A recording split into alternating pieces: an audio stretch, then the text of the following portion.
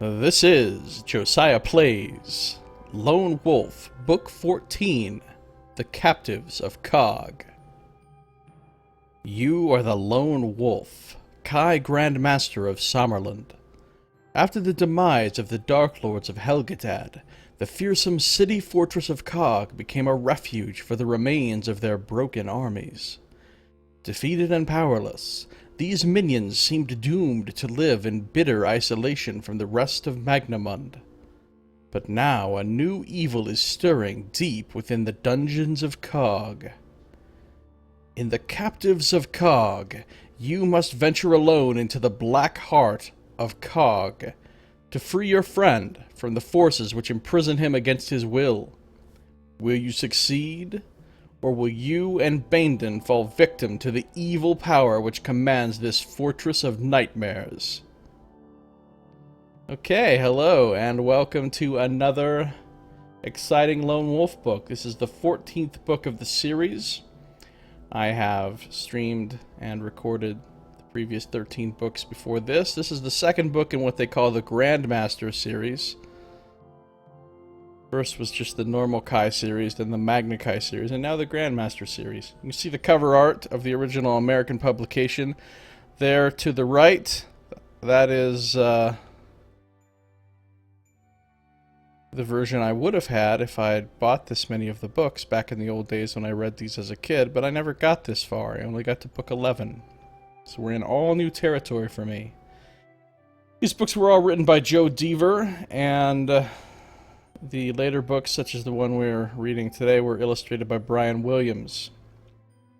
The digital version that I'm using here is brought to you by Project Aeon at projectaeon.org. And the music you hear in the background throughout this recording and streaming is by Kevin MacLeod of incompetech.com. There will be full links to his work in the description of my YouTube video. So, with all of that being said, let's proceed onward into this exciting journey. So I have my character here all set up from the last adventure. And let's see what changes I need to make. Got the dedication, the acknowledgements. Just in case you didn't know that Ingo Clocker was involved in the editing, now you do know that.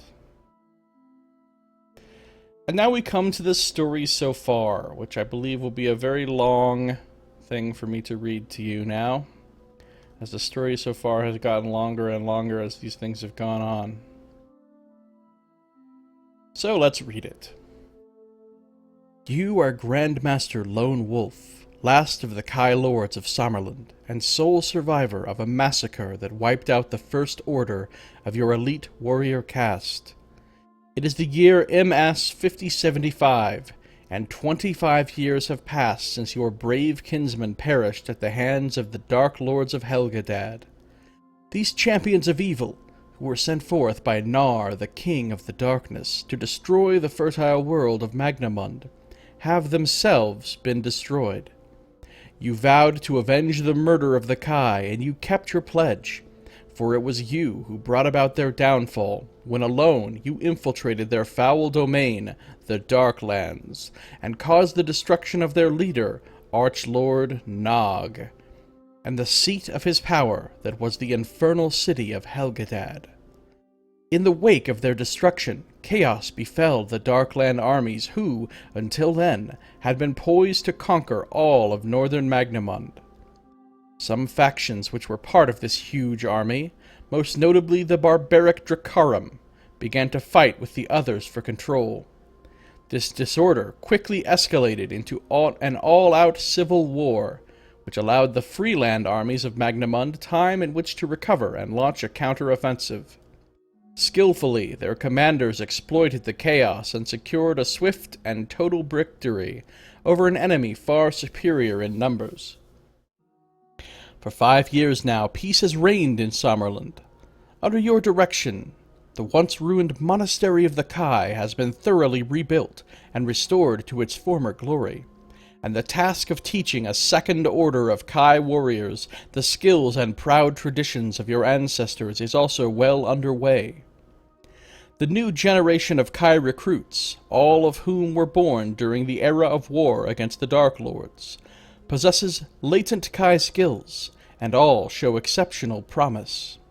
These skills will be nurtured and honed to perfection during their time at the monastery, so that they may teach and inspire future generations, thereby ensuring the continued security of your homeland in future years.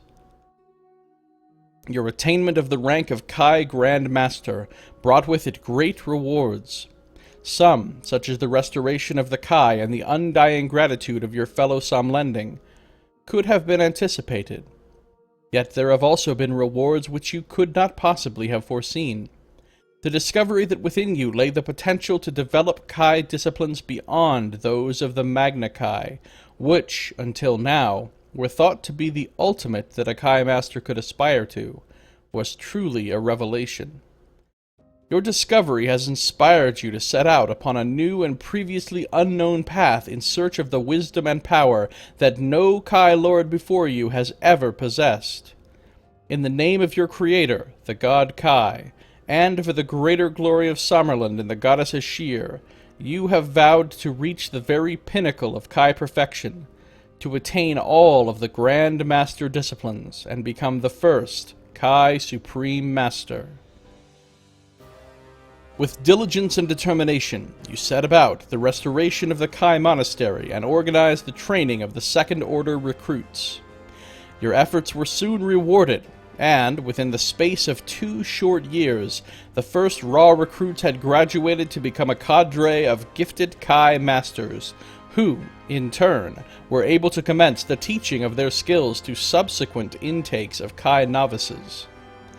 Readily, the Kai Masters rose to their newfound responsibilities, leaving you free to devote more of your time to the pursuit and perfection of the Grand Master disciplines. During this period, you also received expert tutelage in the ways of magic from 2 of your most trusted friends and advisors, Guildmaster Bandon, leader of the Brotherhood of the Crystal Star, and Lord Ramoa, speaker for the High Council of the Elder Magi. In the deepest subterranean level of the monastery, 100 feet below the Tower of the Sun, you ordered the excavation and construction of a special vault. In this magnificent chamber wrought of granite and gold, you placed the 7 lore stones of Nixitor, the gems of Kai power that you had recovered during your quest for the Magna Kai. It was here, bathed in the golden light of those radiant gems, that you spent countless hours in pursuit of perfection. Sometimes alone, sometimes in the company of your 2 able advisors, Bandon and Ramoa, you worked hard to develop your innate Grand Master disciplines and grasp the fundamental secrets of left-handed and Old Kingdom magic. During this time, you noticed many remarkable changes taking place within your body. You became physically and mentally stronger, your 5 primary senses sharpened beyond all that you had experienced before, and, perhaps most remarkably, your body began to age at a much slower rate. Now, for every 5 years that elapse, you age but 1 year. At this time, many changes were occurring beyond the borders of Summerland. In the regions to the northeast of Magador and the Makan Gorge, the Elder Magi of Desi and the Herb Wardens of Batar were working together in an effort to restore the dusty volcanic wasteland to its former fertile state. It was the first tentative step towards the reclamation of all the Darklands. However, their progress was painfully slow, and both parties were resigned to the fact that their efforts to undo the damage caused by the Dark Lords would take not years, but centuries to complete.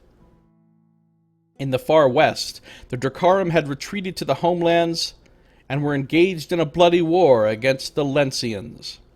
Much of Nyrus had been reclaimed by the armies of King Sarnak, the Lencian commander, and his flag now flew over territory which, 2,000 years ago, had once been part of Lencia. Following the destruction of the Dark Lords of Helgadad, the Giaks, the most prolific in number of all of Nog's troops, fled into the Darklands and sought refuge in the gigantic city fortresses of Nadgazad, Arnak, Gurnan, and Kaag. Within each of these hellish strongholds, fierce fighting broke out as remnants of the Zaghash, lesser Dark Lords, and the Nadziranim, evil practitioners of right-handed magic who once aided individual Dark Lord masters, fought for control. It is widely believed that by the time the Elder Magi and the Herb Wardens reach the walls of these strongholds, the occupants will have long since brought about their own extinction. Elsewhere, throughout northern Magnamund, peace reigns victorious, and the peoples of the Free Kingdoms rejoice in the knowledge that the age of the Dark Lords has finally come to an end. Readily, men have exchanged their swords for hoes, and their shields for plows, and now the only marching they do is along the ruts of their freshly furrowed fields. Few are the watchful eyes that scan the distant horizon in fear of what may appear, although there are still those who maintain their vigilance, for the agents of Nar come in many guises, and there are those who wait quietly in the shadows for the chance to do his evil bidding. Only 6 months ago, the evil Senner Druids of Rule attempted to enact Nar's revenge. Secretly, in the laboratories of their foul stronghold of Magaruith, they had labored to create a virulent plague virus capable of killing every living creature upon Magnamund, save their own kind. Word of their terrible plan reached Lord Ramoa, who immediately urged the rulers of the Freelands to raise armies and invade Rule. Hurriedly they complied, but the invasion ended in disaster. 7,000 fighting men entered Rule intent on storming the fortress of Magaruith and razing it to the ground. 7,000 marched into the Dark Realm. Only 70 emerged alive. The Senners were within days of perfecting their ultimate weapon when you took up the challenge and ventured alone into Magaruith. Despite overwhelming odds, you thwarted their evil plan by destroying the virus and the means by which it was created. After emerging from Rule triumphant, your quest fulfilled, you returned home to Sommerland and the Kai Monastery, where you resumed your duties as Grand Master. 3 months later, on the day that saw the first fall of winter snow, you were visited by Lord Ramoa. Once again, he found himself the reluctant bearer of ill news. Your friend, Guildmaster Bandon, whilst helping with the reclamation of wastelands close to the Mockin Gorge, had been abducted by a war band of Giaks under the command of Nadziranim sorcerers. A rescue was attempted, but ruthlessly the Nadziranim obliterated those who tried to follow their escape into the Darklands. "The Nadziranim have grown bold of late," said Lord Ramoa, his words tinged with fear and bitterness. "They have a newfound power and are keen to exercise it. It would have taken considerable skill and energy to ensnare one as gifted as Bandon." "But why Bandon?" you asked, trying at once to comprehend and come to terms with the loss of your trusted friend. "I fear that the Nadziranim seek to extract from him the secrets of left-handed magic, so that they may be able to marry it to their own foul sorcery. Such an outcome would give them extraordinary power. It could herald the rebirth of the Darklands." That does sound bad. At once he recalled how such an attempt to unite the two paths of magic had resulted in catastrophe for Sommerland. Vonotar the Traitor, a magician from the same guild as Bandon, had betrayed his homeland in exchange for the promise of Nadziranim power. It was his act of treachery that brought about the invasion of Sommerland and the destruction of the First Order of the Kai. "What can be done?" you asked of Ramoa, fearful that it may already be too late to save your friend. "Bandon is still alive, of that I'm sure. The Nadziranim have taken him to the old Dark Lord city fortress of Kaag. His life is in deadly danger, but they will not kill him until they have succeeded in extracting the knowledge they crave. We can only pray that he is strong enough to resist them until... Lord Hermoa held you with his eyes, words no longer necessary. It was clear that all hope for Bandon's survival depended upon his swift rescue from Kaag, and there was only one who could effect such a perilous quest with any hope of success. So be it, you said resolutely. I accept the mission. I alone will go to Kaag and secure his release, or die valiantly in the attempt. You very dramatically accept the mission. Well, this is our oldest pal, Bandon. We met him back when we were 15 years old, right after all the Kai had been killed. And he was in the woods fighting some Giaks. We came up and helped him. He gave us a cool necklace, which we promptly lost in the next book as we were robbed. Whatever. But anyway, this is our old pal Bandon. We've rode on his flying ship a time or two. He's a cool guy. He's a cool guy. We like him. So we're not going to let him languish in some Giak prison. Oh no. We're going to go handle this shit. We're going to go handle it.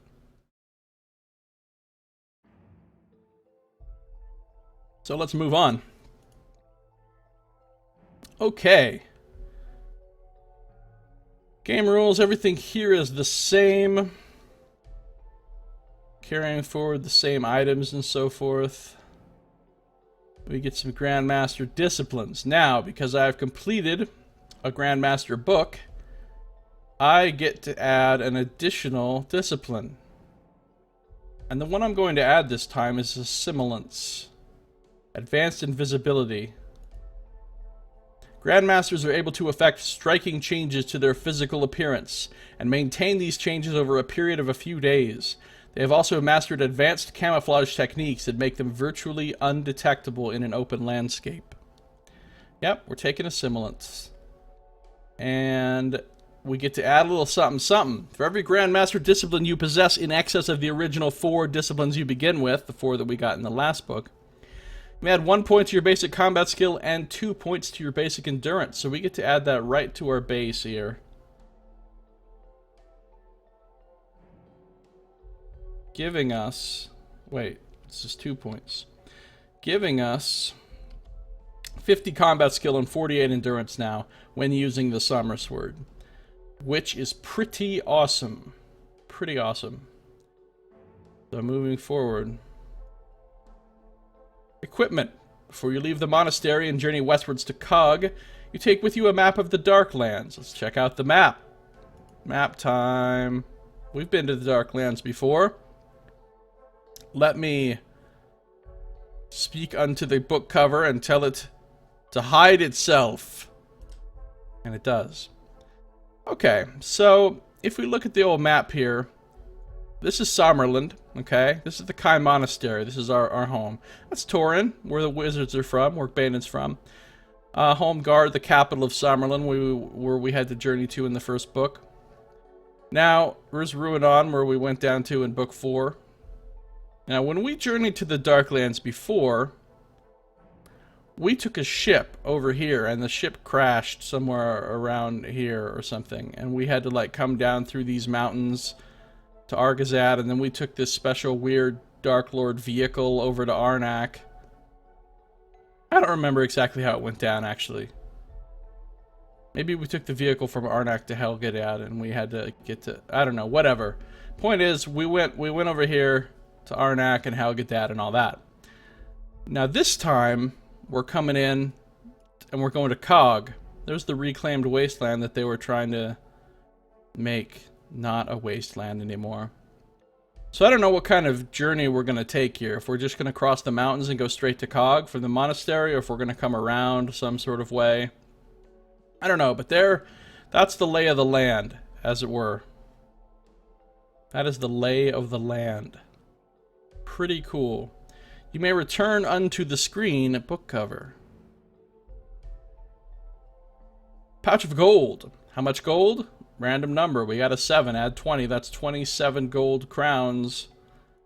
As it turns out, I already have 45 gold crowns and 20 loon, which is worth 5.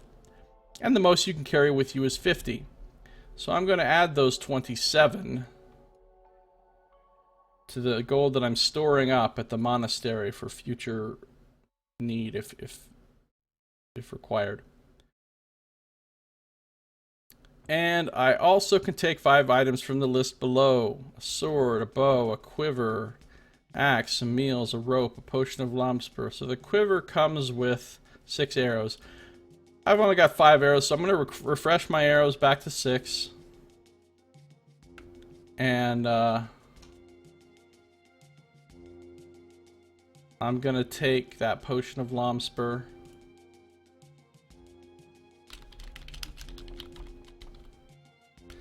Heals me for 4 at the end of a combat.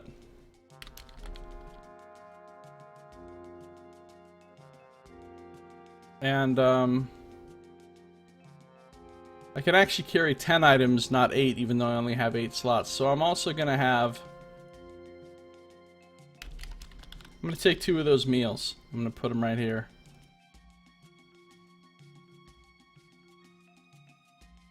And I'll just remember that I have them there. Okay. Not taking any of these other weapons and stuff. Nothing else new or interesting going on here.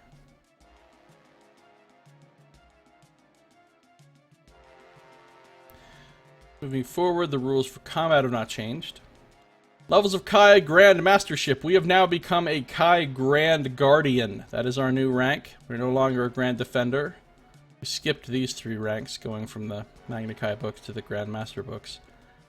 Next rank will become a Sun Knight, which sounds pretty badass. But Kaag Grand Guardian sounds pretty serious too. It's got the word grand in there, so you know we're not fucking around. Alright. Improved Grandmaster disciplines. So now that we're a Kaag Grand Guardian, some of our abilities have improved. Let's see which ones. We don't have Animal Mastery. We do have Assimilance. We just got this. Kaag Grand Guardians who possess this skill are able to create a cloud of fog-like vapor within 15 yards of their location. This fog will obscure both normal and infravision. The duration of the fog increases as a Grandmaster rises in rank, so we can make a fog cloud. We have Grant Hunt Mastery. Kaag Grand Guardians with this skill enjoy increased mobility when traveling across all types of terrain, whether on foot or on horseback. This improved ability is very useful when used to outdistance a pursuing enemy.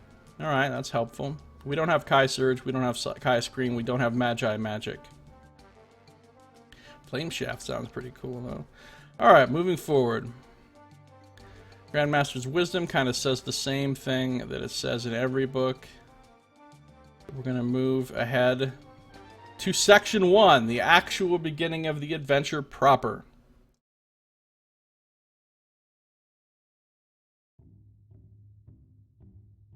So, are you ready? Because we're going to do this now.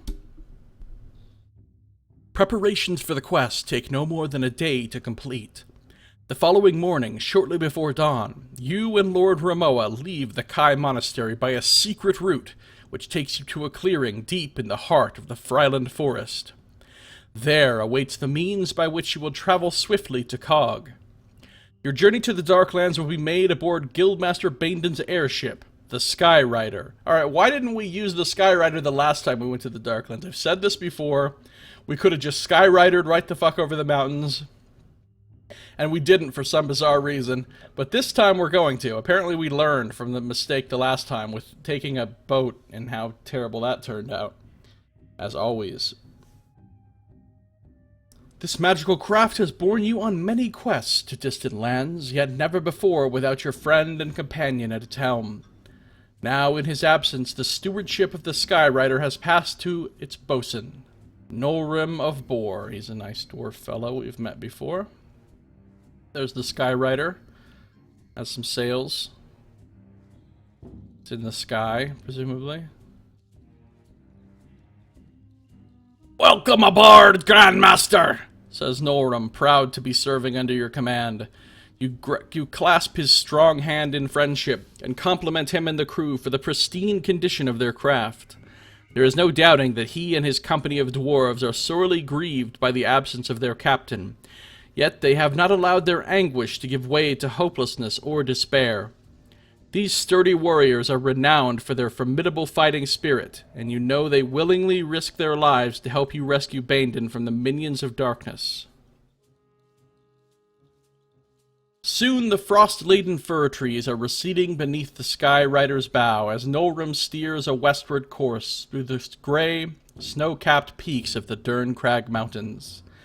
You spend the flight inside the captain's cabin, where you and Lord Ramoa discuss your dangerous mission. The plan is to traverse the Dern Crag range and enter the Darklands under cover of a dust storm which is currently sweeping southwards towards Kaag. A landing will be made 10 miles to the northeast of the city fortress, beyond a ridge of hills that will keep the Skyrider hidden from the eyes of Kaag's watchful lookouts. From there, you are to make your way to the fortress on foot, enter as best you can, locate and rescue Bandon, and then return with him to the Skyrider, which will carry you back to the safety of Summerland. You will have 48 hours in which to complete your mission. If, after the 2 days have elapsed, you have not returned, Ramoa will be forced to assume that you and the Guildmaster have perished. The dust storm will not last for more than 2 days, after which time there is a grave danger that the Skyrider will be spotted and attacked by the Kron and Zlan beasts, which are known to patrol the skies around Kaag. Right, so they only have 2 days before the ship has to leave. I wonder if we'll actually make it within the 2 days. It doesn't seem likely to me. In a little under 2 hours, you reach your destination, where the weather conditions are atrocious. A fierce, dust-choked wind buffets the craft mercilessly during the final descent, and visibility is no more than a dozen yards at best. Yet, despite these terrible conditions, Nolrim brings the Skyrider in for a faultless landing behind the ridge. The moment the keel beds into the soft ground, the crew leap into action with ropes and chains. Nolrim soon enters the cabin to inform you that the craft is secure, and, with trepidation, you get ready to set off for Kaag. "Godspeed, Lone Wolf," says Ramoa, with a smile of encouragement. "I shall pray to Kai and Ashir for your safety and success. May their light guide you on your journey into darkness." You acknowledge his blessing gratefully before bidding him and Nolrim farewell. Then, without looking back, you pull your warm cloak tight about you and set off into the storm. Well, I am personally shocked that we actually made it to where we planned to land on the ship and nothing terrible happened. And, like, so far everything's actually going according to plan. And I just disembarked from a conveyance without anything terrible happening. That is a first, pretty much. It's pretty much a first. Alright. You lower your head and force yourself to trudge uphill against the storm, your feet sinking ankle-deep into the barren volcanic dust with every labored step. Keeping your eyes shut tight against the stinging, gritty winds, you trust solely to your Magna-Kai senses to steer you on the correct course towards the Darkland City. Only when you reach the top of the ridge do you attempt to look beyond. Look beyond? Look beyond? That's just not even a word. Like, not only did I make up a word that's not even the word that's in the text, I made up a word. Like, I mean, I basically just did some sort of beyond. It's like beyond and around at the same time. Beyond. It's like a portmanteau of beyond and around. You attempt to look around at the bleak domain. The Skyrider is lost from sight, shrouded by the swirling gray clouds. Kaag, too, remains hidden for some minutes until a sudden lull in the storm clears the southern vista. Then, what you see makes your blood run cold. In your lifetime, you have gazed upon many awe-inspiring cities, but few compare with the enormous size and monstrous grandeur of Kaag. A coal-black curtain wall constructed of massive blocks of smooth, featureless stone encircles this city, 40 miles wide. That's big. That is a big wall. At its center, there arises a gigantic citadel of black marble, pyramid-shaped and slitted with numerous vents to allow what passes for air to circulate within. Its highest point towers 2 miles above the desolate plain. Okay, that's really big. That's a little ridiculous.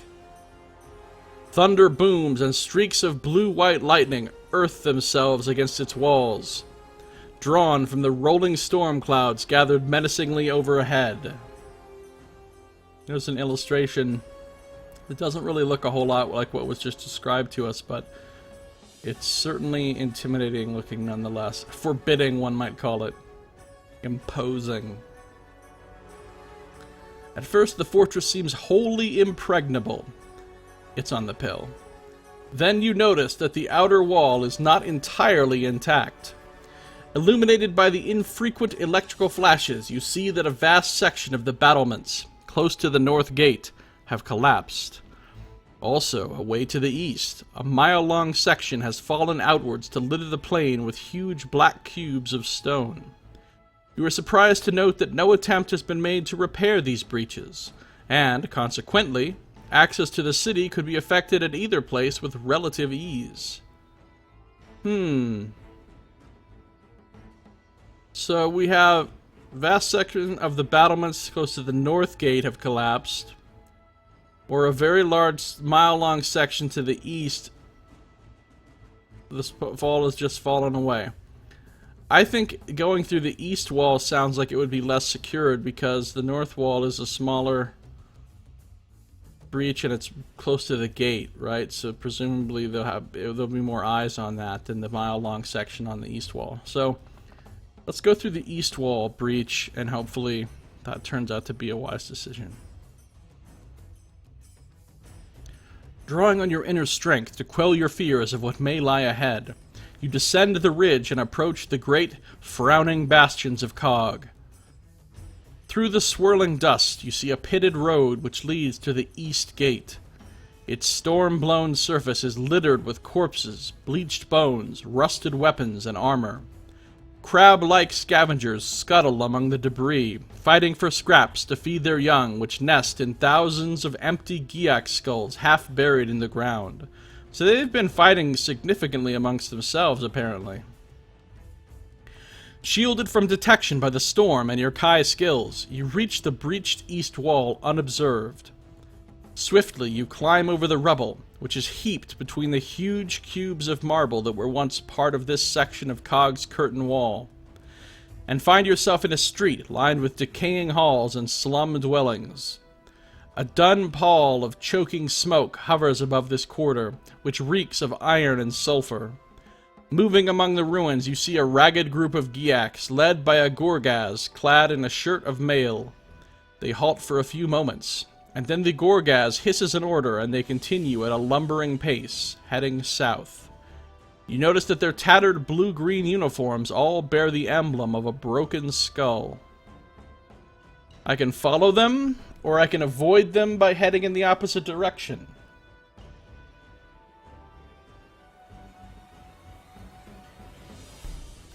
What's it gonna be? Follow or avoid? I think I shall avoid them by heading in the opposite direction. Yeah, we're gonna go with that. I don't see any particular reason to follow them. Expecting the unexpected. That's not true. If you're expecting it, it's by definition not unexpected. You enter a rubble-strewn alley, which takes you deeper into the black heart of Kaag.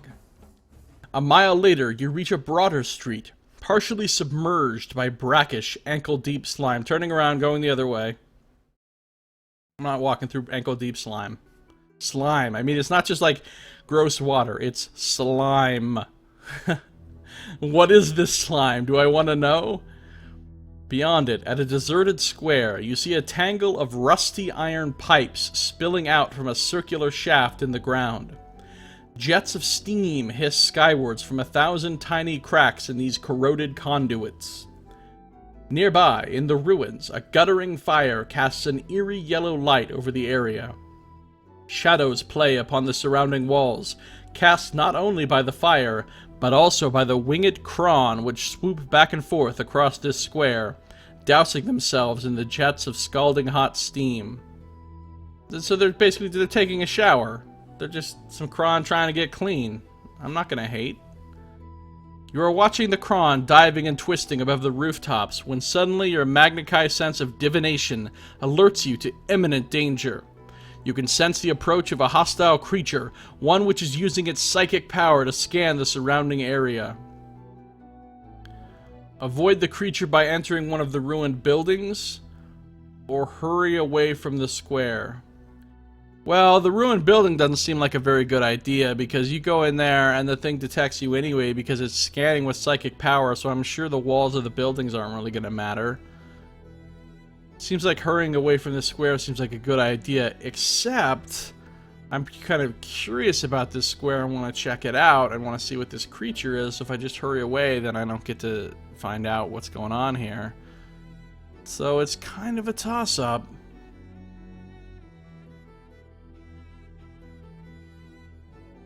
I'm gonna try to hide in one of the ruined buildings, even though I don't actually think this is the best idea. I don't actually think this is gonna work. I'm gonna do it anyway. You climb across the shattered masonry and take cover near an empty window which overlooks the square. Minutes later, you see a thin figure clad in red robes, accompanied by 6 grime-smeared Giaks, enter the square from an alley on the far side. At once, you recognize the skeletal figures of the robed one. It is a Vordak, an undead spawn of the Dark Lords. Alright, we've fought Vordaks before. Not a big deal. The Vordak raises a bony hand, and immediately its companions halt. Then, with a sweep of its arm, it slowly scans the ruins bordering the square. Yeah, this is where we get detected. Because I don't have Psi Screen. Or Kai Screen. I do have Psi Screen, but that's not good enough anymore, of course. It's not the latest version. You gotta update to Magical Mind Screen iOS version 9.8 or whatever. Alright, so let's just turn to 129 and get our asses detected. You draw upon your Magnakai skill of Kai Screen to mask your presence here in the ruins, but the Vordak detects a mental resistance where there should be no— wait, what? Did I click on the wrong thing? Nope. It actually means your Magnakai skill of Psi Screen. That's a typo right there. To mask your presence here in the ruins, but the Vordak detects a mental resistance where there should be none. It shrieks an unearthly cry, and at once the troop of Giaks respond by drawing their swords and charging towards your hiding place. Confident of success, you emerge from the shattered building and challenge your enemy, 6 Giaks and their Vordak lieutenant, to combat on the street bordering the square. It's a good thing that they don't have, like, radios and stuff, you know? They can't radio this in, like, and set off a huge alarm through the whole city. Because I'm about to smoke these fools here. I mean, a Vordak is undead, so it should take double damage from the Sommersword, but this is a combined thing of the Vordak and the Giaks, and the Giaks don't take double damage, so whatever. We're just gonna kill him live. We're gonna kill him live. Alright, here we go. Put this 37 in here. I can use Mind Blast against them, though. I don't need it. Never mind. I don't even need it. I'm already up 13 points on their combat skill. It wouldn't do me any good. Alright, so 48-40, round 1, go. I lost 1, they lost 14. 47-26, round 2, go. They lost 26, I lost none. That was an insta-kill. Alright, so we killed them all and we lost 1 endurance in the process. I can live with that. See, I didn't really care if I got detected. Detect this, motherfuckers. Surprise, motherfucker! Kai Grand Guardian, motherfucker! That's like the last thing they could have possibly been expecting to find. As your final blow parts the head of the ghastly Vordak, it collapses at your feet and rapidly dissolves into a foul-smelling green gas. Mindful that the combat may have attracted others of its kind, you sheathe your weapon and escape from the area as quickly as you can. At the end of the street, you see an avenue leading off to the south, and another blocked by rubble leading off to the west. Southern Avenue, or clamber over the rubble to go to the west. I'm feeling west, I think. I'm feeling west.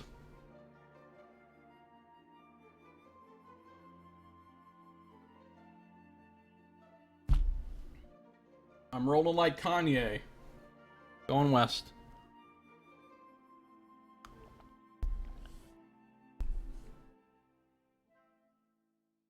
Beyond the initial heaps of rubble, this avenue is surprisingly clear of debris and obstructions. You are conscious that perhaps it is too clear, offering you no cover at all from the buildings which line this route to the center of Kaag. You decide to trust to the ruins rather than run the risk of being detected out in the open. However, within a matter of minutes, you are confronted by a new hazard. The ground in this section of the city is unsafe. It is riddled with potholes and concealed cellars, covered by rotten wooden beams and slabs of paper-thin plaster. Suddenly, one such section gives way beneath your feet, and you find yourself falling headlong into coal-black darkness. Pick a random number. If you have Grand Hunt Mastery, add 2. I do have that, so let's get a 4 or higher on the roll, shall we? Nope, of course not. I got 1 short of what I needed, which is generally what happens with me, with random rolls. So, I got the bad roll, so let's take some damage. You land with a jolt that empties your lungs and sends red-hot pain lancing up your left leg. You have landed on a heap of broken bricks and rot-infested timbers, one of which has opened a deep gash along the back of your calf. Lose 4 endurance points. See, now that sounds like it's going to get infected. Right? Like, I mean, that needs to be cleaned. Although I think with my level of curing mastery or whatever, I'm pretty much immune to that kind of thing, but whatever. Alright, I'll lose 4 endurance. That's what I get for rolling poorly. Winded, disorientated, because that's a word. Disorientated? Shouldn't it just be disoriented?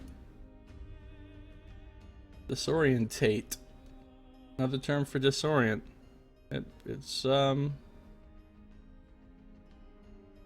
alternate word. Seems legit. Alright, well, fine. I'm winded and disorientated, and in acute pain. You crawl across the slimy, again with the slime, across the slimy floor of this cellar towards a flight of steps. Then, with a chilling suddenness, your senses warn that you are not alone. From behind, a lanky, gray-skinned humanoid form creeps from a shadowy hollow, snickering evilly. It leaps upon your back and scratches your face with its razor-sharp nails. See, that's going to get infected. You twist yourself free and hammer your elbow into its chest, sending it sprawling to the damp ground where it lies deathly still. Did I just one-shot that thing with my elbow? Throwing bows. You draw your weapon and prepare for combat, but this proves unnecessary. Your blow has crushed the creature's brittle ribcage, piercing its heart. Yeah, fear my elbow, son. I do possess the discipline of deliverance, actually. That's like the Grandmaster healing ability. I'm about to, like, do some autopsy shit here and be like, no, it's not really dead.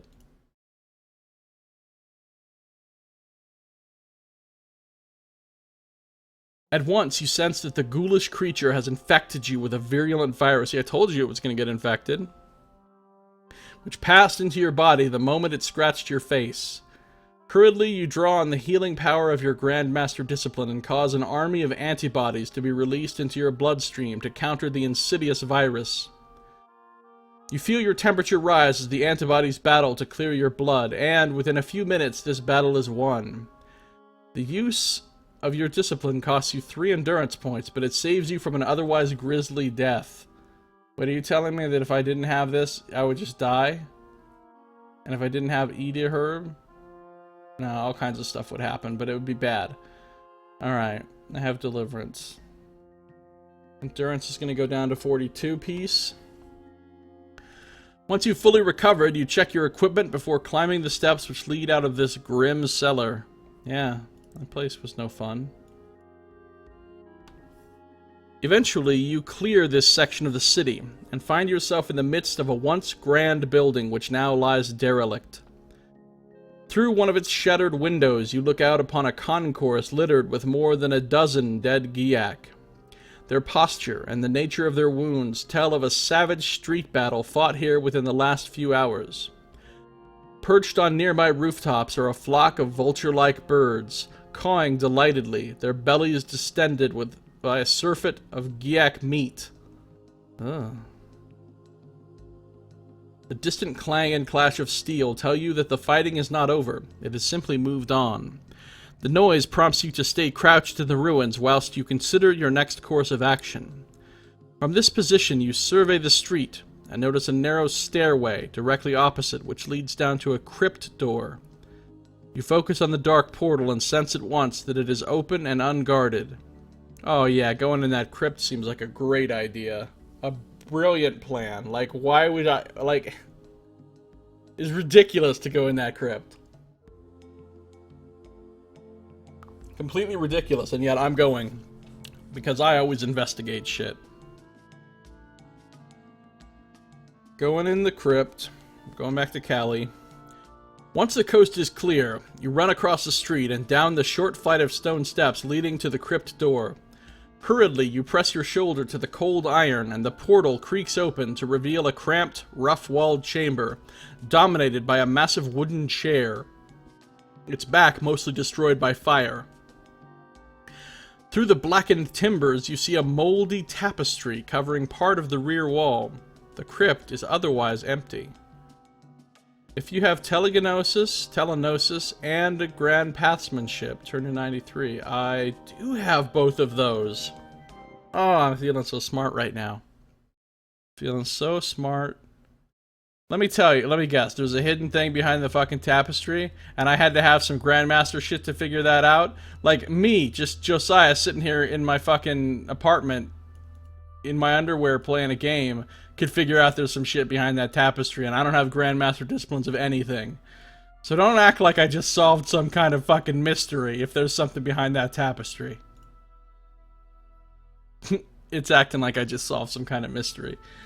Your powerful senses warn you that the entrance to a secret chamber lies directly behind the threadbare tapestry.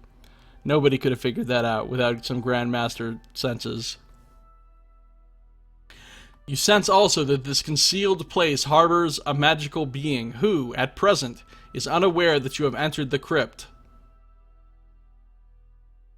Forewarned by your Kai's skills, you step behind the chair and quietly unsheath your weapon, using it to push aside the tapestry. You reveal a secret door which you know to be unlocked. Beyond it, your acute hearing detects a sound of a voice, distinctly non-human, muttering the words of an evil incantation. I could, run away, like I'm scared, or I could turn down for what? No, I could just, run up in here and go crazy. So, I'm gonna use my advantage of surprise and burst into the secret room and launch a lightning attack. Lightning as fuck. Let's do this. I didn't even have to fight nothing. You give the door a mighty kick, slamming it open to reveal a creature clad in a hooded orange robe, kneeling in prayer before a black stone altar where a golden statuette stands on a square of faded cloth. It is flanked on either side by candles which give off a sickly, bitter odor. The creature half turns and shrieks in horror when it sees you rushing into the room. In desperation, it raises its warty fists, but it is a futile defense against a blow which cleaves both its hands and its head from its loathsome body. Wow, I cut off both of its hand and its head in one swing? That's pretty solid. Some anime shit right there. Sickly bitter odor candles. Yeah, so they haven't quite figured out aromatherapy in the Darklands yet. Like, they're experimenting with it, but they haven't really quite got it down. So instead, it's just like nasty smelling candles. Sheathing your weapon, you step over the corpse and examine the creature's remains. You recognize it to be a Lagan, one of those who aid the Nadzarenum sorcerers in their evil craft. Oh, I disguised myself as one of those once. Last time I was in the Darklands, actually. The statuette is a likeness of Slutar, a Dark Lord who once ruled Kaag, and the orange robes mark this creature as one of his minions. It would seem that he still worshipped his master's memory. A foul, misty vapor arises from the corpse, forcing you to cover your nose and mouth and retreat from the chamber. As you pass in front of the altar, your eye is drawn to the gleaming golden statuette. If you wish to keep this statuette of Slutar, mark it on your action chart as a special item. Alright, I'll take it. I'll take it. Golden statuette of Slutar. Cannot do the special character, sorry. I don't think I can do special characters in here. I can, actually. I just don't know how to do that special character. I can put a trademark in there. Oh, now that I can trademark some shit, hold on. I gotta trademark some shit.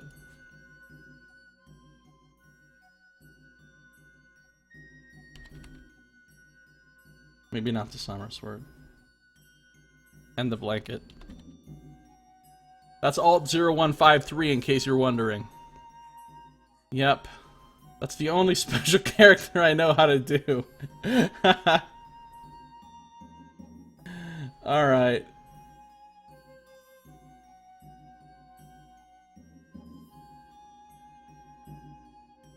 We got the statue out of Slutar. We're ready to roll out of here. Turn to 7.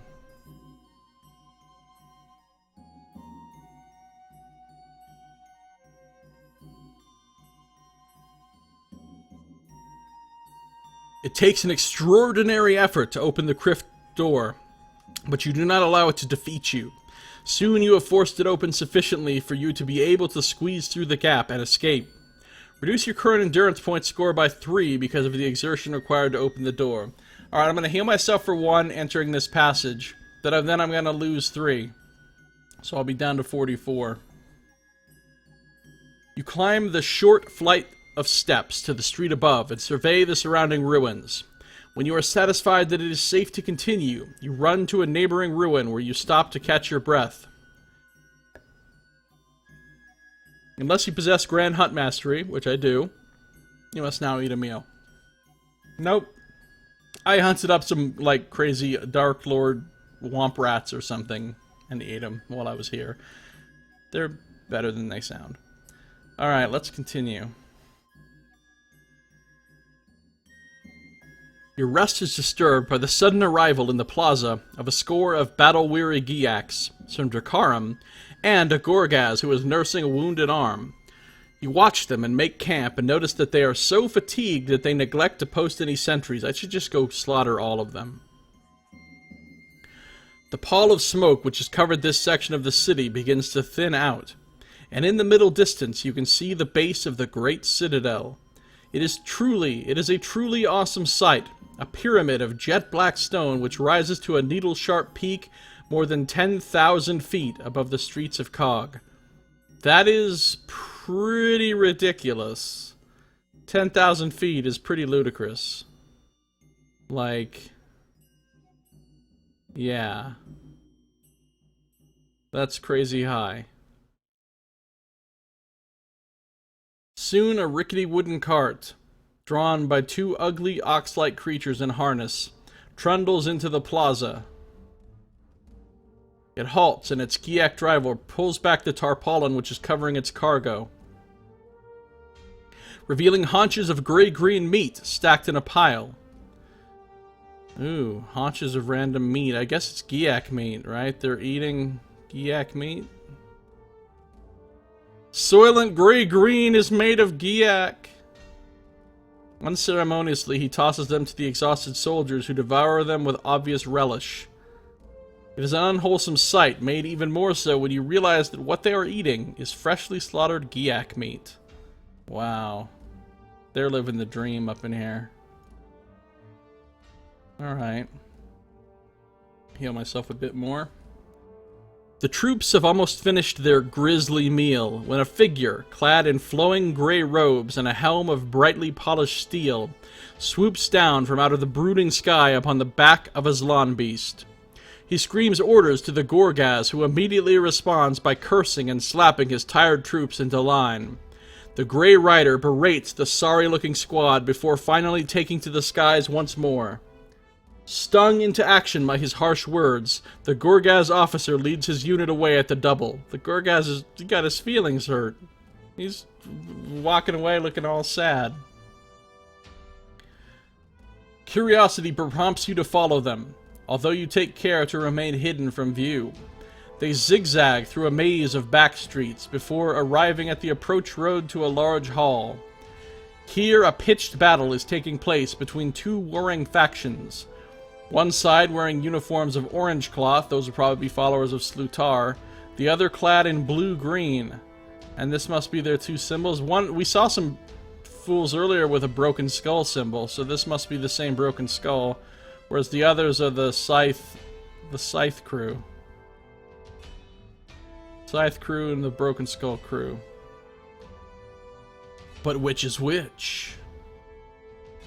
For several minutes, you observe the carnage taking place as the two groups fight for control of the hall. I can just see Lone Wolf sitting there just like eating, just casually like, you know, like basically eating popcorn or whatever, just chewing on some rat gristle and just watching the battle like it's entertainment. You observe the carnage taking place as the two groups fight for control of the hall. The fighting soon escalates to the surrounding ruins, and wisely you decide it best to leave this area before you, too, become caught up in the fighting. You notice a road away to your right, which leads directly to the Citadel. It is virtually deserted, and seems to offer the best escape route from the battle zone. However, you have covered barely 100 yards when you are suddenly confronted by a unit of Dracarum Death Knights, reinforcements freshly arrived from the Citadel itself. Quickly you dive into a side street and run as fast as you can, but the Death Knights have seen you, and despite their heavy armor, they give chase determinedly. The street soon ends at a junction where two roads branch away, one to the left, the other to the right. I might as well just stop and kill these Death Knights. I'm not concerned. I mean, how many are there? A unit of Death Knights. How many is a fucking unit? Because if it's fewer than, like, 10, I got this shit. I'll just use my bow and, like, one-shot, like, 4 dudes with one shot. Because that's sometimes crazy shit happens when I use my bow. Alright. Well, I do have Grand Hunt Mastery, so let's use it. While I'm Grand Hunt Masterizing, I heal also. Your Magnakai senses warn you that the left road leads to a dead end. Without hesitation, you turn right and take off along the street at a steady pace. Although the Death Knights are hot on your heels, you are confident that you will soon outrun them. However, your confidence is severely shaken when you see that the way ahead is blocked by a hill of rubble, the remains of a collapsed watchtower. If you have Grand Guardian and Grand Hunt Mastery, which I do, so this is where my improved mobility thing that we read about in the beginning is going to come into play. I'm about to mobility the shit out of these fools. I just want to stop and kill them, though, honestly. They think I'm in these ruins with them. You're in these ruins with me! Just saying. To go all Watchman on you. Let's heal up the rest of the way as I Grand Hunt Mastery my way over this. I'm basically just parkouring my way through here. You race across the mound of jagged rubble, barely slowing your stride as you surmount this obstacle easily. The pursuing Death Knights, handicapped by their weighty armor and lack of special skills in parkour, can only watch in astonishment as you disappear from view. We just turned into a David Bell movie. The street continues beyond the mound, heading due south towards the great Citadel, the shadow of this edifice looming ever larger. Soon the street opens out to a wide concourse, which encircles the Citadel and offers access to its great northern door. The entire door is made of black iron and streaked with rust. Turrets jut from either side, on top of which you see giant cannon-like weapons, similar to those once employed by the Dark Lords aboard their ironclad fleets. So here is the great entrance to the Citadel. There's some big iron gates, there's some cannons. Those don't look like they have a lot of, like, firing arc and mobility, though. I mean, they're kind of look pretty fixed positioning. I wouldn't think they could really aim those at anything up close. Just saying. And then, of course, there's some evil Oompa Loompas in the foreground here. From the corner of a ruined house. No. From the cover of a ruined house. You watch the traffic of Giax and Dracarum, all clad in orange uniforms bearing the mark of a bloodied scythe. Okay, so now we know the answer. The orange, which is the followers of Slatar, are the ones that have the scythe symbol. So the question is, and then the blue-green or whatever, or the blue-gray or blue-green, whatever they were, with the broken skull, are the other faction. We don't know which Dark Lord they serve, or former Dark Lord. Alright, we're putting it together. We're learning the factions. You gotta do this. You gotta do this when you come to a place like this. You gotta learn the factions as fast as you can. Figure out who's who. Figure out what the cliques are. The more you stare at the Citadel, the more you are sure that this is where Bandon is being held prisoner. However, entry into the Citadel itself looks to be impossible. Until, that is, an opportunity unexpectedly presents itself. Alright, I like unexpected opportunities. Sounds good. Let's see what that's all about.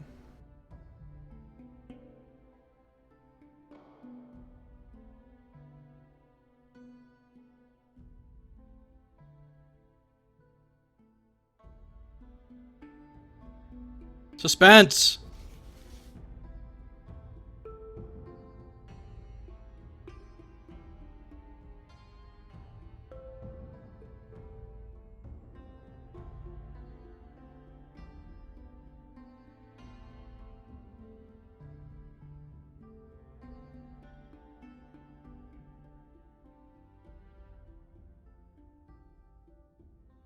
Okay, ready to move on. Directly across the street from where you are hiding, you see a square, flat-roofed tower, one of several which encircle the outer edge of the concourse. A flock of screeching cron are feeding on slabs of maggoty meat, which have been left there by the Dracarum guards. Mad Max would think that looked delicious.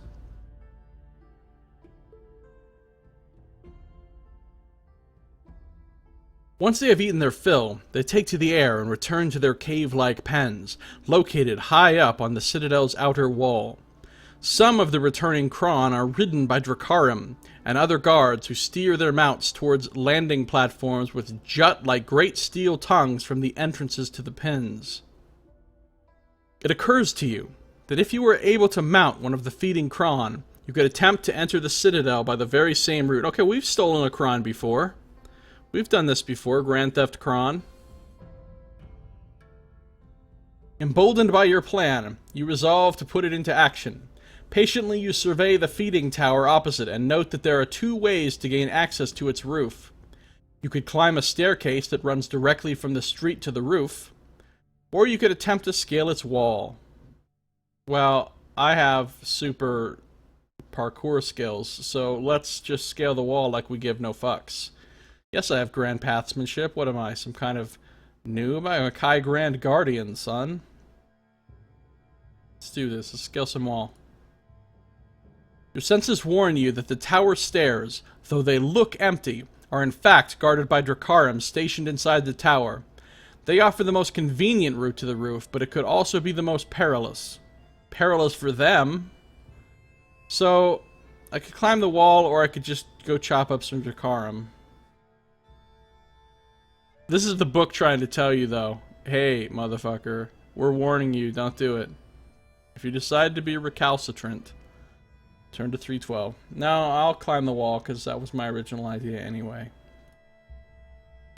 You move quietly to a new position, directly opposite the tower, and wait for the traffic of Giax and Dracarum to disperse.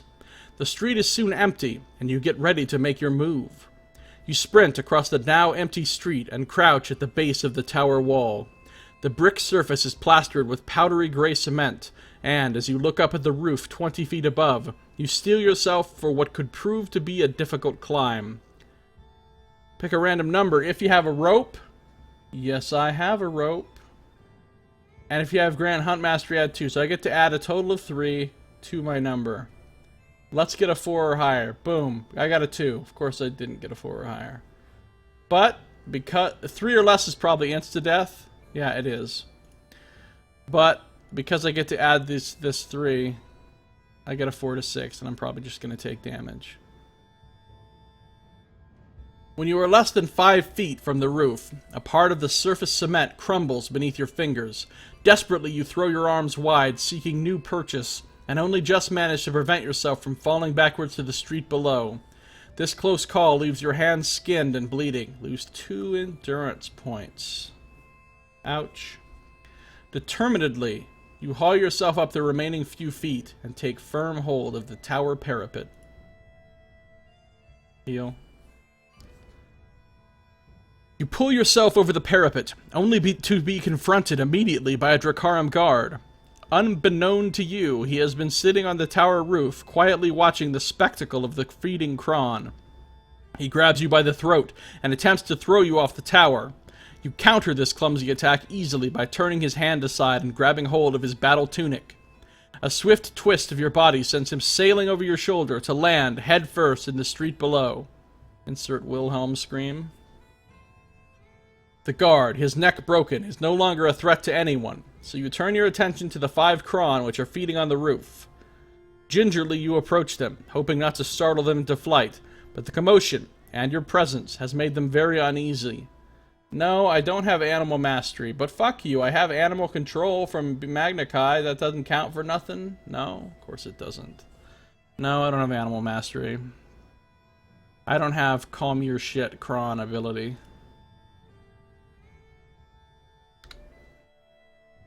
You notice that only one of the 5 Kron is equipped with a saddle and reins. You focus on this beast and use your Magna Chi skill of animal control in an attempt to subdue it. The other 4 abandon their feast and take to the air as you approach, but the target of your attention remains on the roof, eyeing you nervously. You have approached to within an arm's length of the reins when suddenly the Kron takes flight. It beats its wings frantically in an attempt to knock you away, and then propels itself into the air. You leap for its neck and hold fast as the spawn clears the tower and takes to the sky. Desperately, you try to swing yourself into the saddle as the creature hovers haphazardly 50 feet above the concourse. This is like that scene from Avatar. Pick a number from the random number table. If your current endurance is 20 or higher, add 2. If your endurance is less than 10, deduct 2. If you have Grand Hunt Mastery Act 1. So I get to add 3. And I got a 1. Which is exact. I just barely. If I hadn't got to add those numbers, I would have failed. Alright, I just barely made it. Barely made it. Using all your strength, you haul yourself into the saddle and hold fast as the Kron soars upwards into the stormy sky. Frantically, you kick and beat the creature with your fists until, reluctantly, it submits to your will. Pulling back on the reins, you urge it to go higher. Then a few well-aimed slaps to its horny head persuade it to bear you towards the landing platform situated above the great north door. As you draw closer to your chosen destination, you see 2 platforms which are open and unguarded. One has an arch-shaped portal, the other a wider, oblong-shaped entrance. Oh, it's a tough decision. Which portal do I want to go through? The orange one or the blue one? Arch-shaped or wider oblong-shaped? I'm feeling arch-shaped. I feel like that is the more legitimate. Oblong-shaped, wider. Like that's for something to be carried through there, or for larger creatures to go through. Or like big boxes or something to be taken through there, versus the other one, which is just for people, like maybe higher ranking people like officers or something.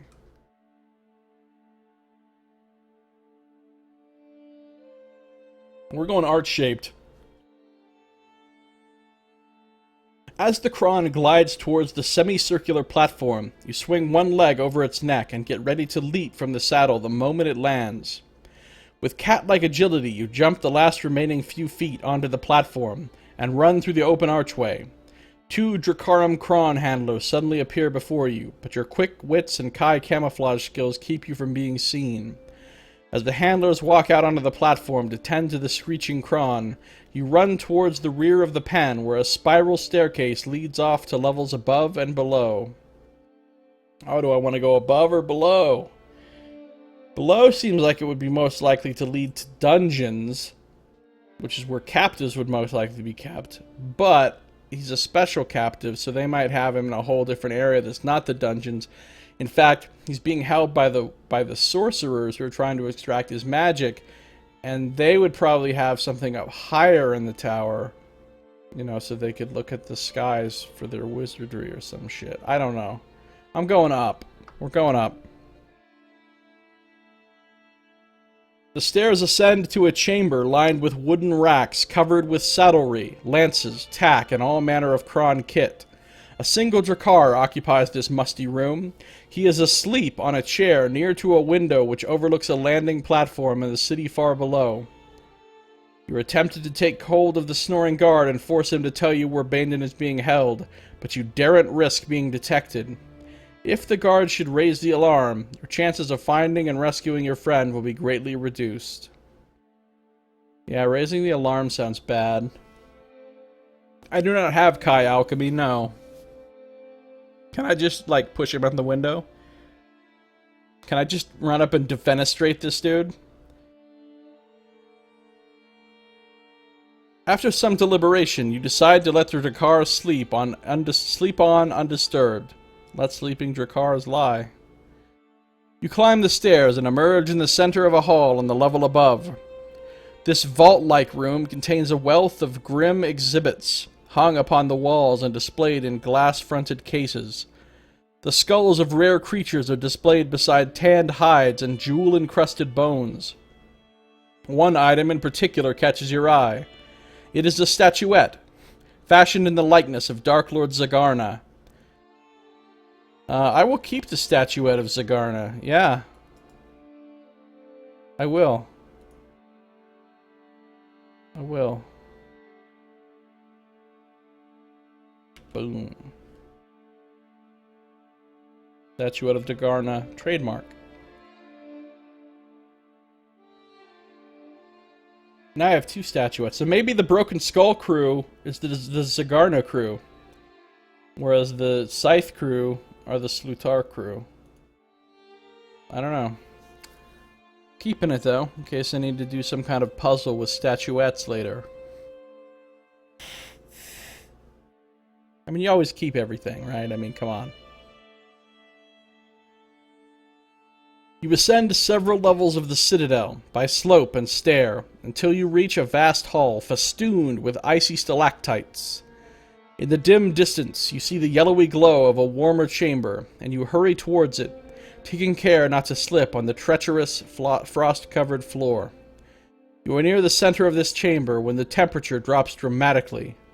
Unless you possess the discipline of Grand Nexus, I don't. You lose 5 endurance points due to the extreme cold. Well, that's chilly. You feel a chill. To the tune of 5 endurance. Let me start healing that up. Soon you arrive at a circular chamber. There is a huge hole in the roof, and another hole, equally large, in the middle of the floor. Carefully you approach the perimeter of this hole, and stare down into a deep, dark shaft. It passes through countless levels of the Citadel, below and above. The edge of the shaft is overgrown with ivy-like creepers, and a tangle of thorny vines hang down from the levels high above. I could climb these vines to another level of the Citadel above the one I'm on, or I could just ignore the shaft and continue along an adjoining tunnel. It is a tough decision. What will I do? What will I do?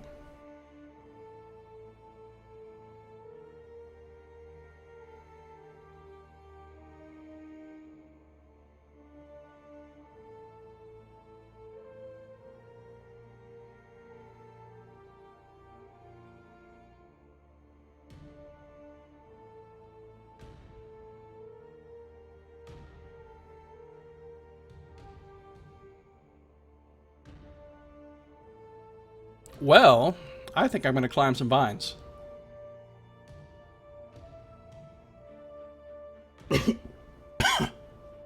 Wow, hold on.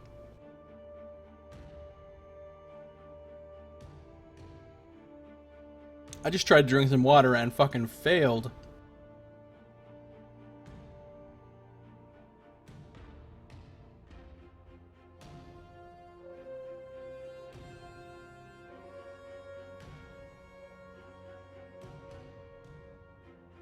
I am not a water-breathing creature. I've just learned that again.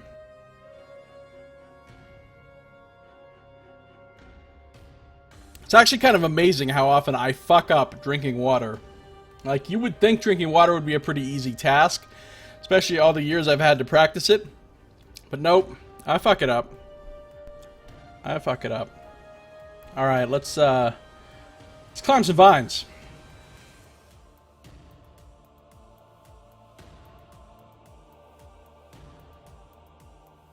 Oh, battle time. The vines are rope thick and immensely tough. Despite their thorns, which repeatedly snag your cloak, you find it easy to climb up the shaft to the level above. However, as you approach the level, the thorns begin to grow at an alarming rate. Oh, shit. They pierce your clothing, and when they puncture your skin, you feel an agonizing pain course through your body. Like the teeth of a vampire, the thorns allow the blood-sucking vines to leech your life's blood. Lose 10 endurance. 10 endurance points. Wow. Those are pretty ugly. Half blinded by the pain and loss of blood, you fail to see the pair of Dracarum Death Knights who are standing close to the edge of the shaft on this level. Your cries of agony startle them, and with brutal efficiency they tear you away from your thorny prison and throw you to the ground. Through a red haze of pain, you glimpse them unsheathing their swords with the intention of striking you dead. So I gotta fight some Dracarum Death Knights, and I just got worked by some vine thorns. Alright, well that's painful. I'm gonna use a little bit of Mind Blast for 3 points here. Go to battle time. Go put the 42 in. That gives me that nice 11-point lead, so I can maybe one-shot him. Alright, 34-37, round 1, go! Boom! I lost 2, they lost 10. 32-27, round 2, go! Yes, killed him off. Killed him off. Didn't lose any additional endurance. Feeling good about things. Feeling good about things. Alright, so I mopped up these Death Knights like they were no thing. We're like Dracarum Dead Knights, am I right? Am I right? Am I right? Am I right? Let's heal up. As you step away from the bodies of the two Dracarum Death Knights, you notice they both have brass keys hanging on chains from their sword belts. If you wish to keep one of these keys, record it as a brass key in the backpack section of your action chart. A search also reveals the following items: 2 swords, 1 dagger, enough food for 2 meals, 80 kika. Kika are 1/10 of the value of 1 gold crown, and they also take up 1/10 of the space of 1 gold crown in your belt pouch. That's convenient. And a bottle of wine. Alright, let's go over here to the inventory section. Now, our backpack is currently full, but that's because I got some meals here that I don't really give a shit about. So, let's take a brass key.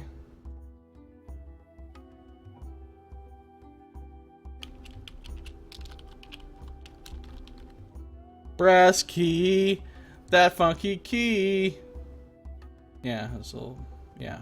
Okay, brass monkey, you know. Brass key. I got a brass key. Do I want to take some kika? Shit, yeah, I want to take some kika. Now, I'm currently maxed out on monies.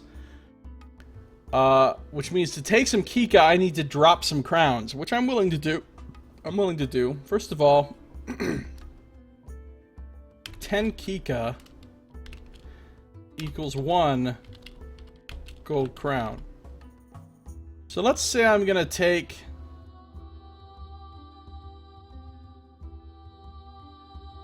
Let's say I go down to 38 right here, and I take 70 of these kika. I'm feeling good about that. Feeling good about it.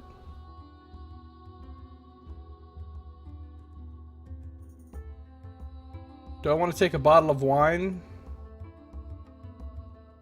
1 meals? Do I want to take a bottle of wine? I'd have to get rid of something. No. I've found multiple bottles of wine in my days, and I have never, ever, ever seen an opportunity to use a bottle of wine for anything. I'm not fooled by you, bottles of wine. Okay. Let's go. Start healing up here. You hurry away from the dead Dracarum and enter a tunnel which is dank and humid. You have taken less than a dozen paces when suddenly your senses alert you to a crude floor trap. A pit of poison-tipped stakes, concealed beneath a large square of oiled cloth, blocks the tunnel ahead. What would normally have ensnared a lesser warrior causes you little worry. With a single bound, you clear the pit and continue on your way. And that's when you discover an even more cleverly hidden pit right on the other side of this pit that you jumped onto when you fall down. No, that'd be awesome, though. Soon the tunnel leads to another hall. But the entrance is blocked by a huge stone statue of Zagarna, which has been tipped onto its side. The statue must have shattered on impact, for the tunnel exit is almost filled with large boulders. In order to gain access to the hall beyond, you must first clear away some of this heavy debris. Pick a random number. Now subtract 1 from the number you've picked. The resultant score equals the number of endurance points lost due to fatigue. This is where I'm going to roll super high. Watch this shit. Okay, I have 5. That's middle of the road. Subtract 1. So the number is 4. So I lose 4 endurance. Ouch. Endurance is kind of getting whittled down there. And we'll clear some rubble, and we will move beyond into the next thingy. Heal a tiny bit. Beyond the rubble, you discover a large chamber fashioned from great blocks of polished blue-green stone. At the center of this eerie hall, there lies an oval pool of water, the surface of which appears to be alight with a myriad of tiny pale green flames. The flames shed light on the surrounding walls, but generate no heat. As you approach the pool, you see a mosaic of glittering stones set high upon the far wall. They have been fixed to depict the shape of an octopus-like creature, with 2 bulging eyes, a hooked beak, and 12 snaky tentacles. Directly below this mosaic is an archway which is sealed by a featureless sheet of solid blue-green metal. Your senses tingle in response to the aura of magic that saturates this chamber. Fearful of what may lurk here, you unsheathe your weapon and hold it in readiness for your defense. For a moment, the light of the pool flickers, and the flames waver from side to side as if disturbed by the passage of an invisible hand. Then, from the sealed archway, there issues forth a deep, resonant voice. "Which Dark Lord of Kaag do you call master?" booms the disembodied voice. "Zagarna or Slutar?" Well, here's the deal. This is not a Slutar place, because Slutar's color is orange, and the color of the other faction, which we believed was linked to Zagarna, was blue-green. So, logically, based on the color scheme of this room, the answer should be Zagarna. So, you know, let's go with that.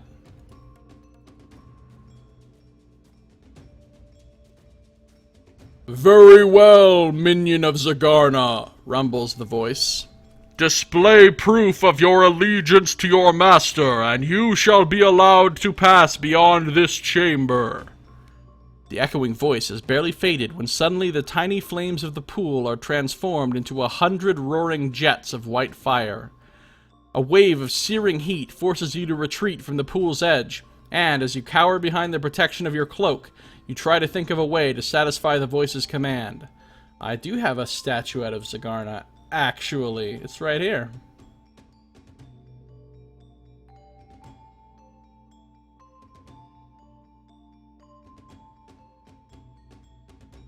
Guided by instinct. Wait.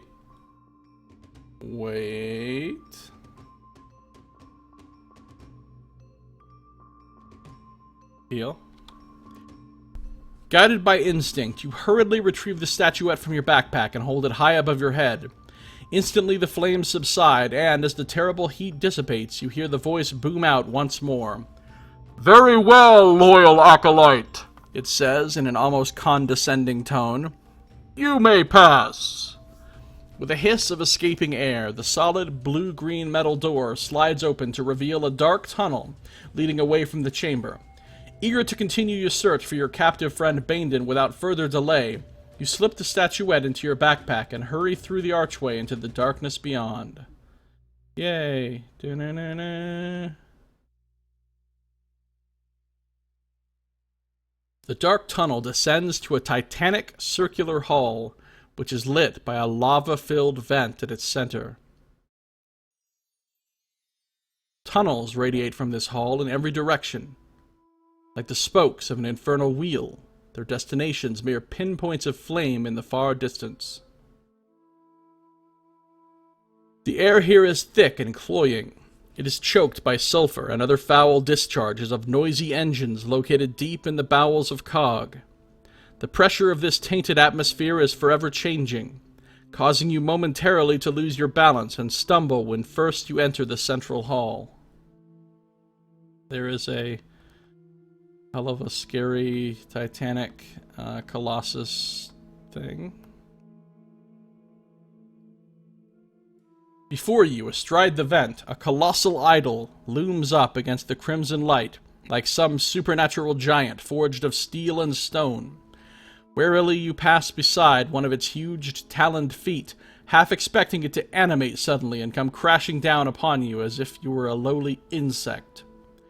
Fortunately, the foot remains immobile, and you are able to leave by a triangular-shaped tunnel, the largest of those which radiate from this hall. Triangle tunnel, huh? Other passages branch off this tunnel, spaced at regular intervals of 100 paces.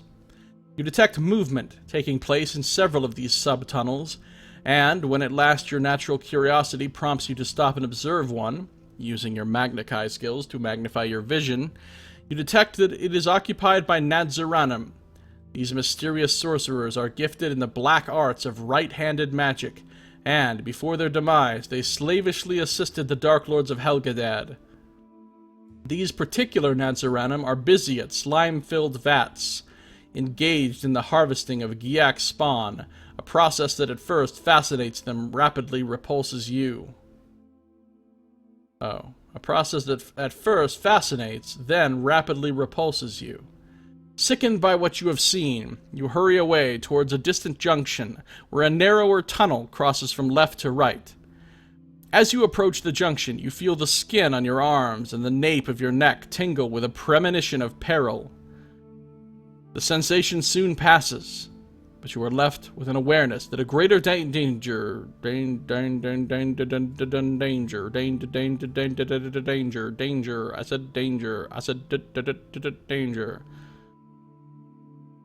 You are left with an awareness that a greater danger lurks somewhere nearby. What is this greater danger? Do I want to turn left and continue? Do I want to turn right?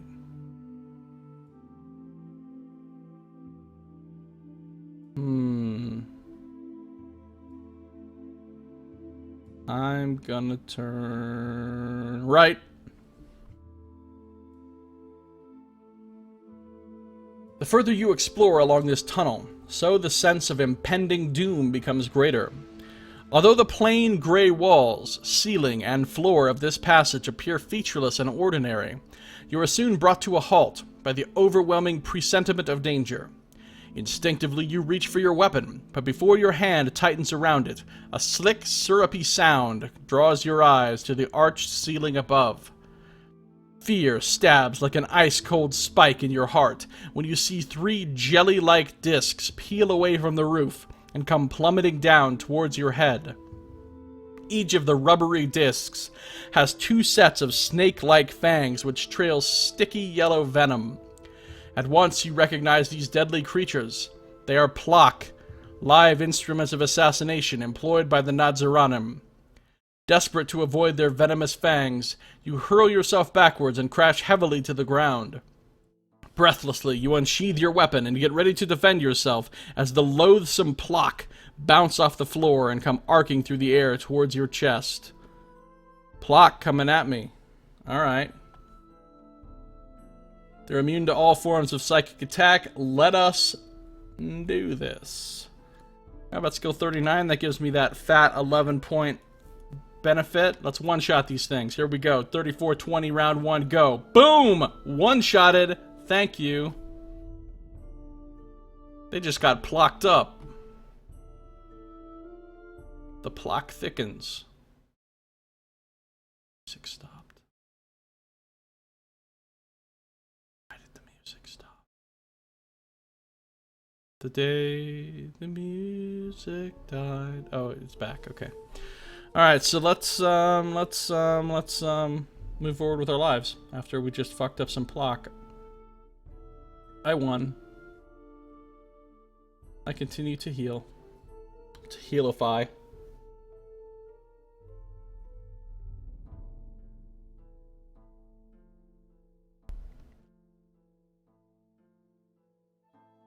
Carefully you step over the twitching remains of the 3 Plock and continue along the tunnel without looking back. Several hundred yards later, you arrive at an empty circular room. The only feature here is a rusty iron ladder fixed precariously to the wall, which ascends through a hole in the ceiling to a level above. There is no other exit from this chamber, and so, with caution guiding your every move, you climb the rust-eaten rungs. You rise through the hole to find yourself in a corridor which is strewn with human bones. Skeletons lie mixed in tangled heaps, and many of the skulls and loose bones seem to have been gnawed. The psychic residues of pain and terror left by these luckless victims press in upon your senses, making you feel queasy and claustrophobic. With pounding heart, you advance along the bone-choked passage, stepping carefully through the skeletons to avoid making a sound. But you have taken less than a dozen steps when something unexpected makes you freeze in your tracks. Dun dun dun. What could it be? What could it be? Let's find out. Like some cray shit going on, but not a fight. In the dim distance, you see a score of creatures stumbling along the tunnel. You magnify your gaze and discern that they are vaguely human in form, although hairless and lean and stringy, as if from starvation. Their toes and fingers end in horny, hooked claws, and their large eyes are deep set in skeletal faces, etched by untold years of pain and anguish. You bring to bear your innate psychic skills and are shocked by what you discover.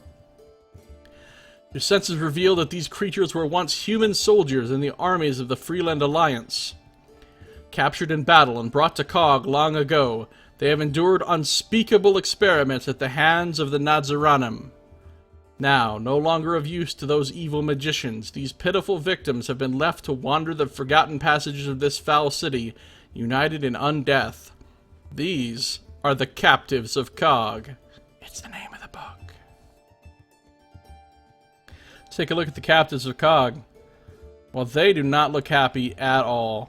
They're like super depressed zombies. Deprombies. Zombression. Wow, these are some sad zombies. When the undead soldiers are 20 yards distant, you attempt to communicate with them telepathically. You sense that the one who is leading the group radiates a faint psychic aura, and you hope that he may know the whereabouts of your captive friend Bandon. At first, your questions elicit no reply. Then, when your eyes meet, you feel a wave of despair wash over you as suddenly you tap into the agony of this creature's existence. Lose 2 endurance points due to psychic shock. Alright. Ow. As the effects of the shock fade, you hear a ghostly voice echoing thinly in your mind. Yes, I know of whom you seek, it croaks.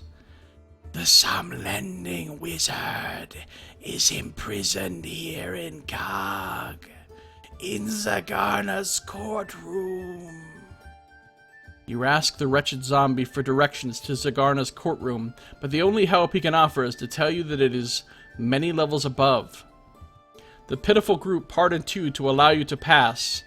Shouldn't I destroy these things and, like, put them out of their existential misery?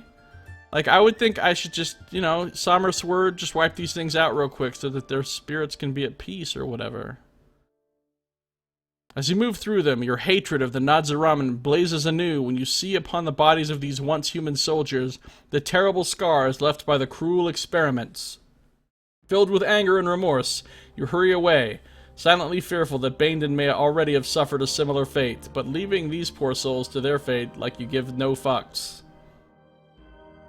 Alright.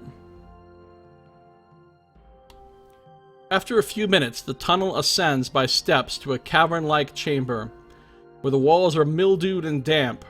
A sloping passage leads away to your left, descending towards a distant pit which reeks of vermin and decay. You shun this exit and turn your attention instead to an iron door set into the far wall. Although it is locked, you experience no difficulty picking it. On the other side of the door, you discover a torchlit corridor leading off to the left and right. Hey, Anonymous, how you doing? Good to see ya. Too bad you don't have Spectral Prozac. I know, right? Can I get some undead antidepressants? That would be good. Alright, I'm gonna go... I'm gonna go left. I'm gonna go left. I'm feeling left. Big money, no whammies. The corridor wends a tortuous route through a series of interconnecting caverns and chambers. Some are occupied by lowly Giak slaves engaged in menial tasks, none of whom notice your stealthy passing. After nearly an hour, you arrive at a large hall which is littered with stout trestle tables and wooden benches. A squad of 30 Dracarum are seated around the largest table, hungrily devouring a foul-smelling feast of meat and wine. You notice that most are unarmed, their weapons having been heaped upon an adjoining table prior to the feasting. I should go in there and kill these unarmed dudes while they're eating. Anonymous says, come to think about it, undead antidepressants would solve so many problems in fantasy. I know, right? Somebody needs to invent that. If you just made all these undead who are so miserable happy, things would be fine. Things would be fine. From the shadowy cover of an alcove, you listen to their idle chatter, hoping to glean clues as to the location of Zagarna's courtroom. But, unfortunately, your patience goes unrewarded. These troops seem preoccupied with exaggerating the success of ambushes which they have launched recently upon their enemies in the streets around the Citadel. However, from this barrack room talk, you do learn two interesting facts about the struggle taking place within Kaag. The two warring factions are fighting principally for control over the Giak spawning vats located in the dungeons of the Citadel. The vats are the key to power here. They produce both an unending supply of fresh troops and a source of raw food for whoever controls them. Giak. It's what's for dinner. Anxious to continue your quest, you resolve to leave the hall by an archway on the far side. Although confident that your camouflage skills will keep you hidden from the Dracarum, the hall is well lit, and there is a slim chance that you could be seen. Pick a random number. There is just the amount of Josiah's luck in rolling numbers chance that you will be seen. Alright, I do have Grand Hunt Mastery, so I get to add 2. So, really, as long as I don't roll a 0 or 1, I'm good to go here. I rolled a 9. Wow, of course I rolled it really high this time, after I made a whole point about how unlucky I was. Alright, no problems. No problems. You are within a few yards of the passage that leads out of the mess hall, when suddenly 4 Dracarum turn a corner and come striding up the passage towards you. Hurriedly, you flatten yourself against the nearest wall and muster your Kai camouflage skills in an attempt to stay hidden.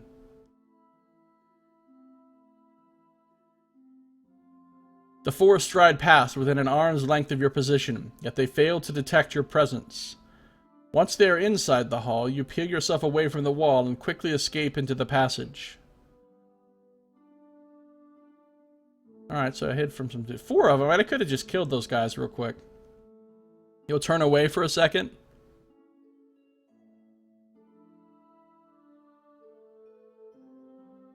.304. A little more healing. 50 yards on, the passage turns sharply to the left, and you find yourself staring at an iron-banded door. Luckily, this portal is unlocked, and you hurry through it, pausing only for a few seconds to bolt it shut behind you before continuing on your way. Shortly you arrive at a deserted stairwell where you begin a long and laborious ascent. Climb more than 60 levels of the Citadel before reaching the top. Yeah, because this thing goes up really high. They said this thing is over 2 miles high at the top. From the ground, like over 10,000 feet, it said. So, I mean, I came in a little way up, and I've been going up a bunch of levels since then, but 60 more levels is a lot of levels. That's a lot of stair climbing. That is a ridiculous amount of stair climbing.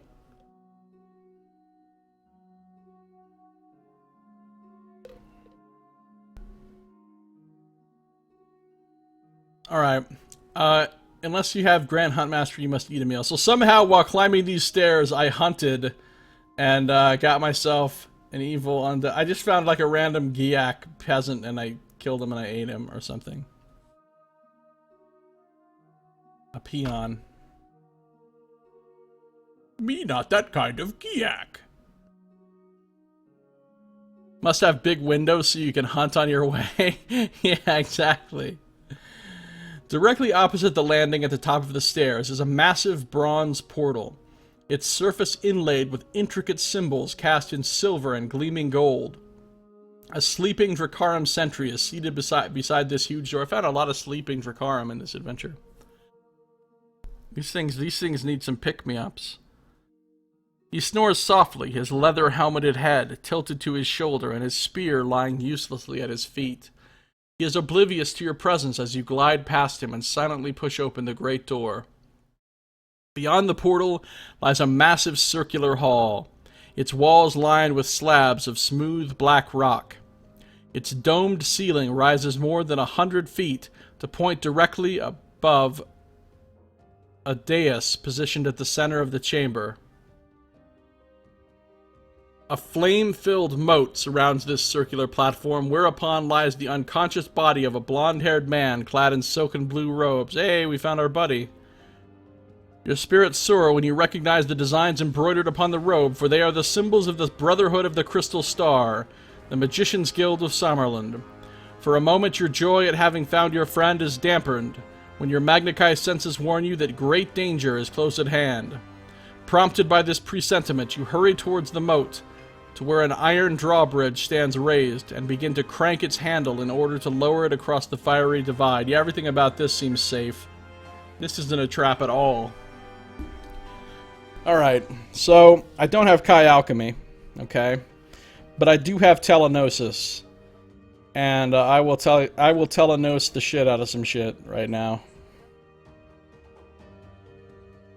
Follow your Telenos! It always Telenos. Was that just like a Toucan Sam reference? What is that, Fruit Loops? Old Fruit Loops commercial I just went there? Using your Magna Chi discipline of Telenosis, you induce a trance that allows your conscious mind to leave your physical body and float across the fiery moat towards Bandon's prone form. Telepathically, you call to him, trying to awaken him to consciousness, but you are unable to make contact.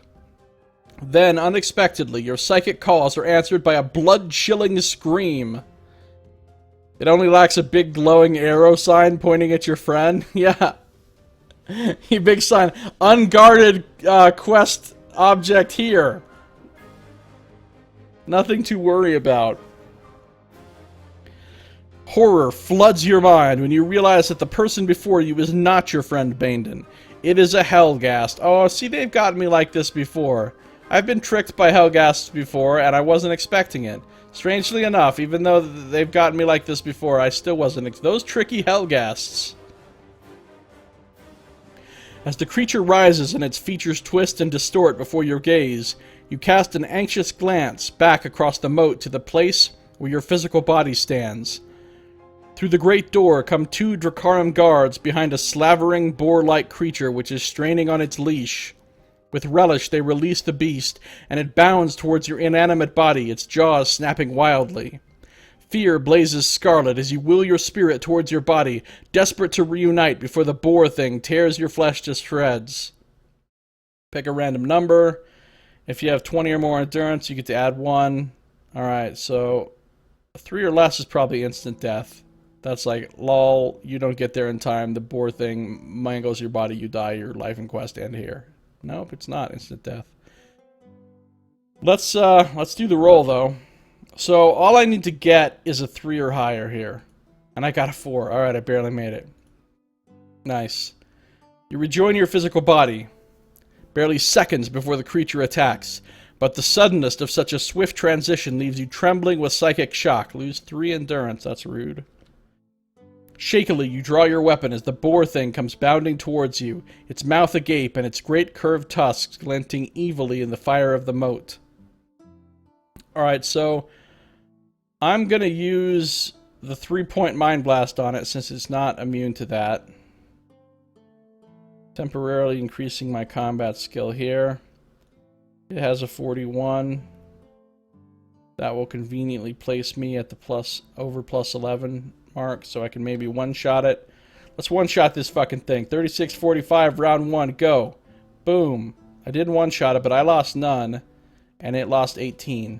That's the next best result you can get on the table besides one-shotting it. 36-27, go. Round 2. I lost 2, it lost 11. It's not as good.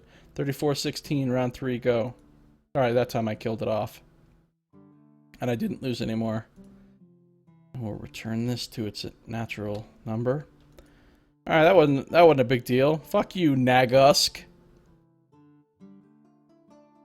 Nagusk.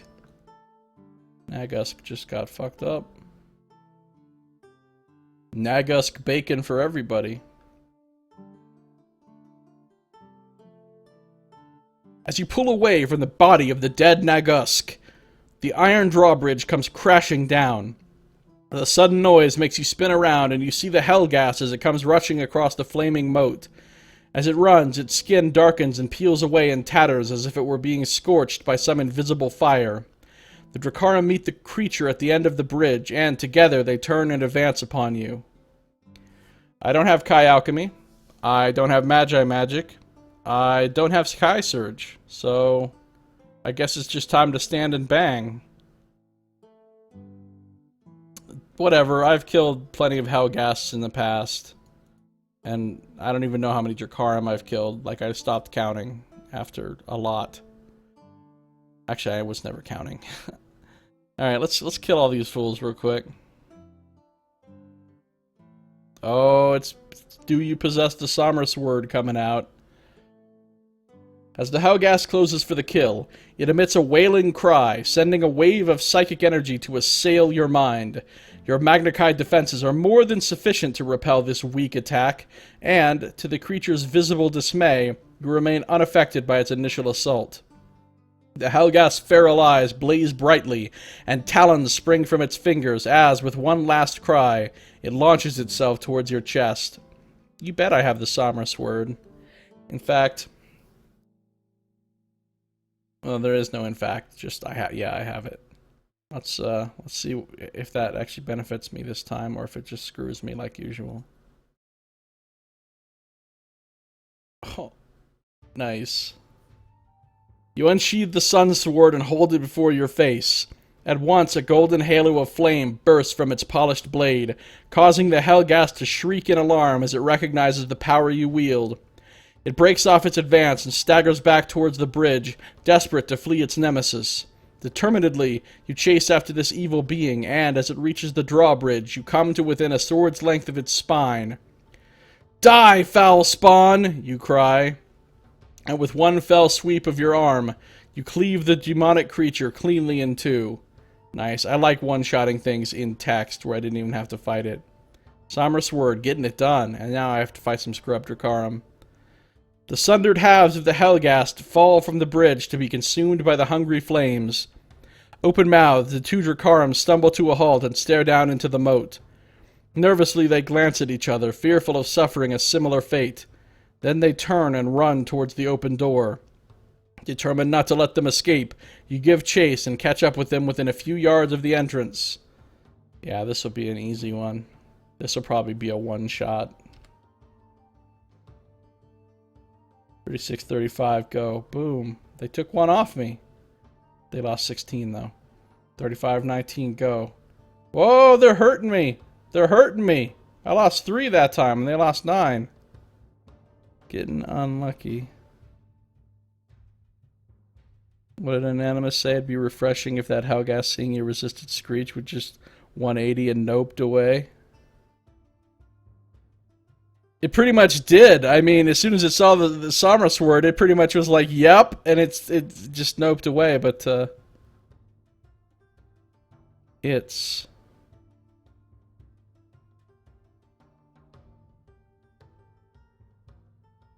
you're gonna start typing before you've embarrassed yourself further. That's all right. I embarrass myself constantly. All right, 32 and 10. Let's do this. Let's finish this off. All right. They managed to hurt me. They took some off me, which is surprising considering how much weaker than me they really are. All right. So my endurance is still, it keeps getting whittled down. I can't really, it hasn't let me heal back up to full. All right, I won.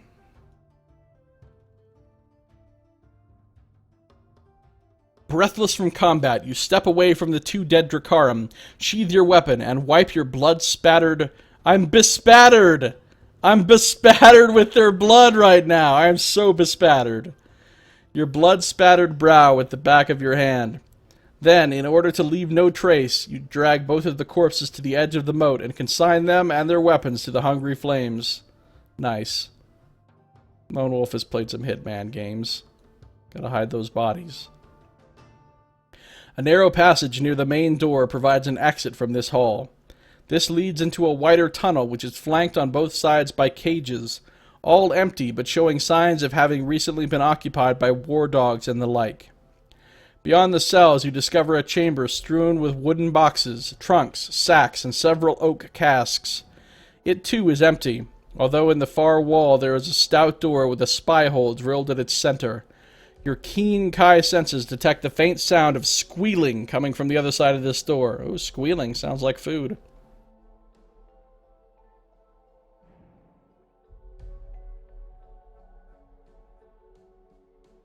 I'm gonna peek through the spy hole. Maybe I should search the chamber first. Let's search the chamber first. Whoa! So much stuff. You pull a wooden bung from one of the casks and cautiously sniff the contents. Yep. Lone Wolf's a bung sniffer. It contains a strong, foul-smelling spirit that tightens your throat and makes your eyes water, prompting you to discard it as quickly as possible. The boxes and sacks yield little of value. However, in one trunk you find the following items which may be of some use during your quest. A rope, a lantern, I already have both of those, a silver bowl, a whistle, a brass key, a black key, a hammer. Enough food for 2 meals. Alright, let's see here. I have a brass key already. I have a rope and a lantern. A whistle sounds like it could be kind of useful. A silver bowl doesn't sound very useful. I'm going to get rid of my pouch of tobacco because I'm never going to use that for anything. And I'm going to take a whistle. And I'm going to get rid of this meal right here and take a black key.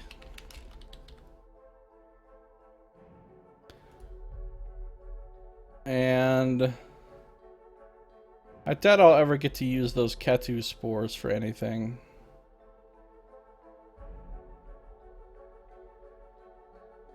I kind of like the Ketu spores, though. I don't want to get rid of them. Not yet. Not just to take a hammer. That's why spears are better than swords. You could be having boar beast shish kebab now. I know, right? That would be delicious, because there's already like a moat of fire that you could just roast the boar above easily. You could turn it on a spit. It'd be great. It'd be so good. Better than eating Giak. Alright, I don't want anything else. I took what I wanted. Let's continue. What?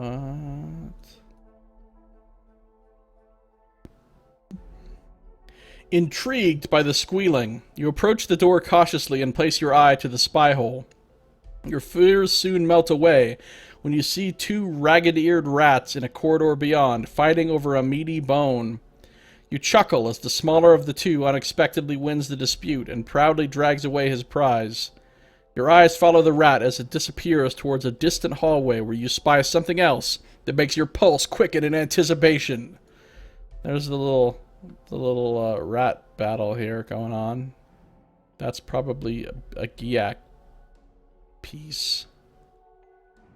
Using your Magnikai skills to magnify your vision, you see a pair of massive doors at the far side of the thoroughfare, guarded by 2 warriors clad in polished silver armor.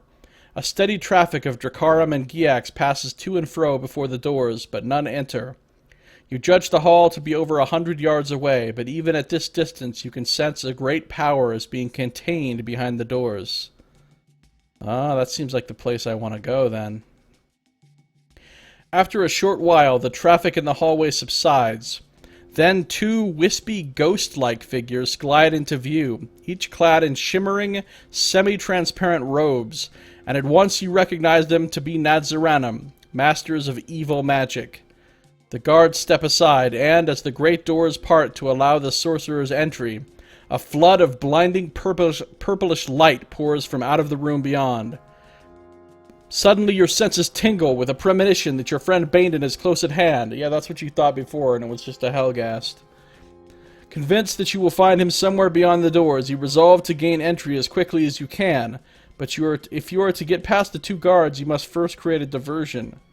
What if the diversion is me just lopping their fucking heads off? How about hey, I have a distraction for you guards. The distraction is your death. Alright, I can start a fire in the storeroom. Or I could put on a Dracarum uniform and try to bluff my way past. Oh, that sounds more fun. That sounds like it's going to lead to hilarious failure. So let's try to Dracarum uniform this shit up. You don't need to see my identification. Alright, yeah, we're putting on the uniform and trying to bluff our way past, because that sounds hilarious. The leather Dracarum battle jacket and leggings fit easily over your close-fitting Kai tunic. The jacket has a large hood, with slits cut for your eyes and mouth, and you pull this down to cover your whole face. You stow your backpack in a canvas satchel and sling this over your shoulder before opening the door and setting off towards the distant thoroughfare. You stride boldly towards the 2 guards, hoping they will let you pass unhindered.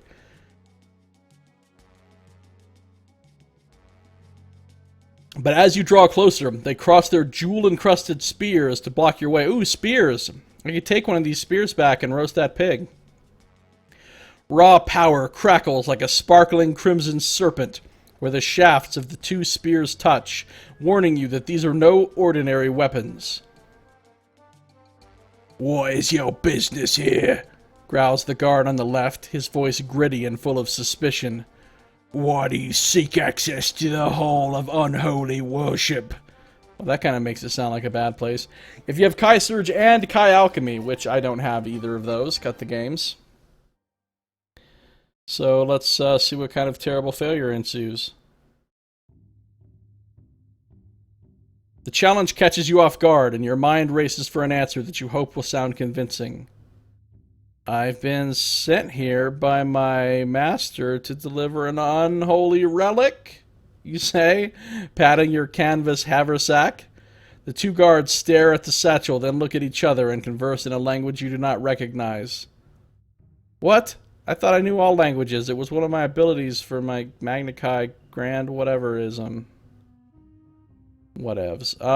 Random number, if I have alchemy or a semblance, add 2. I do have a semblance, so...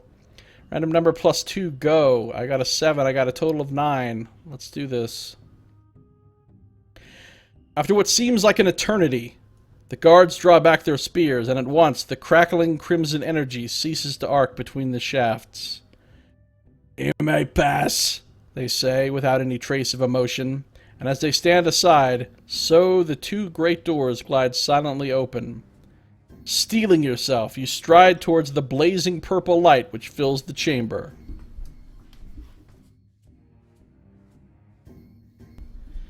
Anonymous says, "It's nice that mooks usually wear uniforms with full face masks." I know that's convenient. It makes it really easy to disguise yourself as them. Really convenient.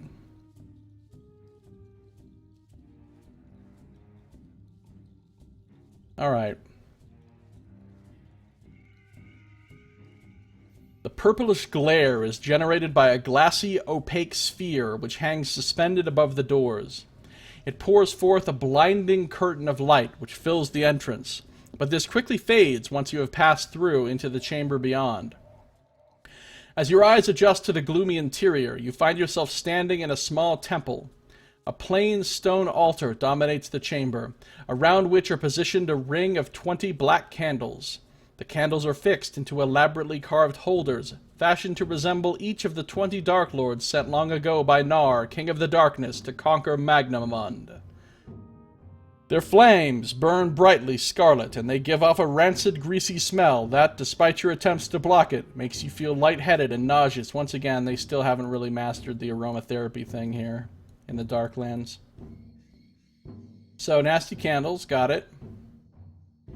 Hurriedly, you move to leave this temple through an archway opposite. It says in this note, if you're wearing a Dracarum uniform, you dispose of it now.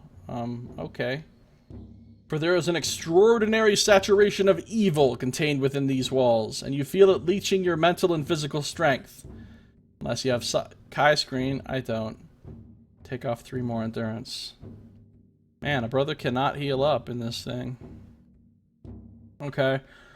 You're near the center of the temple when you notice something strange resting in a hollow in the surface of the altar. In a previous Lone Wolf adventure, you've ever been to Magaruth. That was literally the last book right before this. Like way back when I was in Magaruth. I was just in Magaruth. Okay, so yeah, I've been to Magaruth. Let's do this. What do I notice? At once, you recognize the glassy orb which rests upon the altar. It is identical to the sphere you saw in the chamber of Archdruid Kaag in Magaruth, the sphere by which he communicated with the master of all evil, the evil god Nar. With dread, you look upon the surface of the orb, and your blood runs cold. It is as if the eye of the dark god himself were gazing upon you. Ah, it's a Palantir. Let's destroy this sphere. I think we destroyed the other one. I don't remember how we destroyed it exactly. Let's destroy this one, though. That seems like a good idea. Or a terrible idea, but whatever.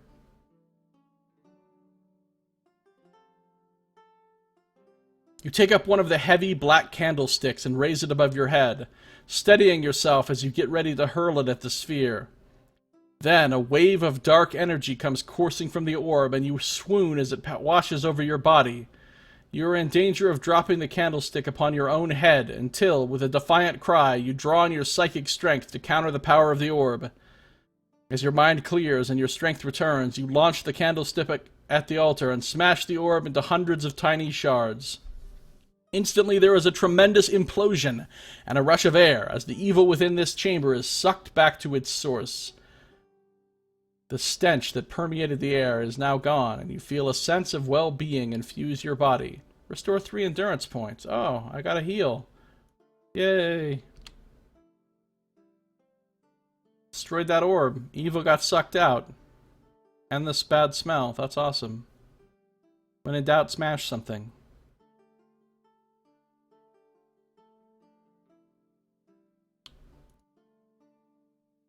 Anxious to make up for lost time, you turn away from the altar and hurry through the archway opposite. Beyond lies an icy cold corridor where the walls and ceilings are carved with many strange spatial designs.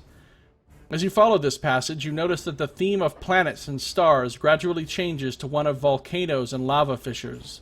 As if to mirror this, the temperature also changes, becoming steadily hotter and drier until, by the time you finally near the corridor's end, the heat has become almost furnace-like in intensity.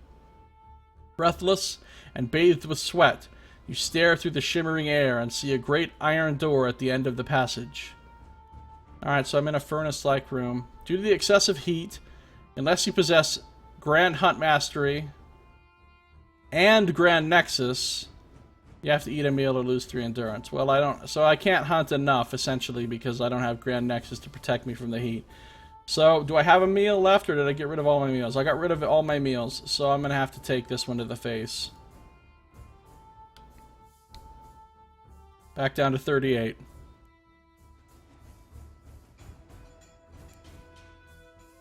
Alright, something dramatic is happening here. You increase your speed as you approach the iron door and get ready to push against it, expecting great resistance, but, to your complete surprise, the heavy portal swings open the instant you reach out to touch it. A gust of cooling air wafts in your face, encouraging you to step into the hall which lies beyond. Swiftly, the iron door slams shut behind you, but you pay it no heed.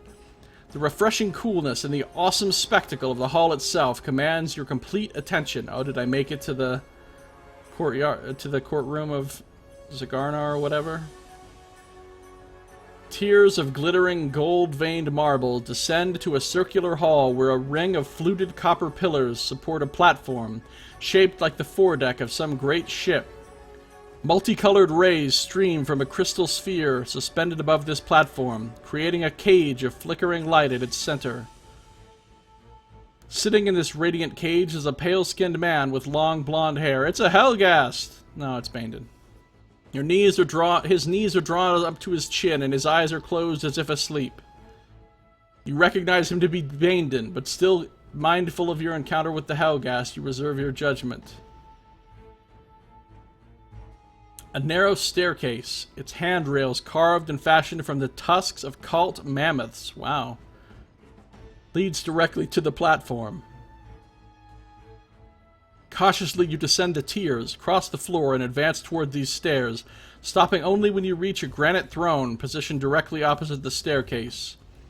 The back and arms of this crude seat have been chiseled to resemble a lion-like creature sitting on its haunches, and it is from here that you attempt to communicate telepathically with the sleeping man, because this worked out well last time. Here's the image. We've got the disco ball up here, shooting out some light beams of different colors, which are making a light cage that Bandon is chilling in on his thing. There's some mammoth tusk railings, and there's the throne that looks like some kind of lion thing sitting. And there's the tiers. Alright. So that is the room we're in.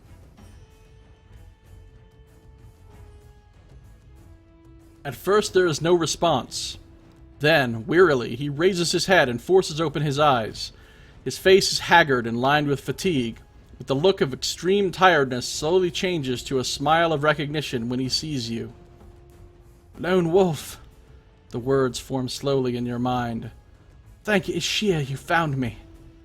Convinced now that he truly is your friend Bandon, you rush towards the steps, eager to free him from his prison. Then you sense something is wrong, and you skid to a halt at the foot of the steps. Bandon's weary smile has changed to a wide-eyed look of fear. Great. Mini cliffhanger.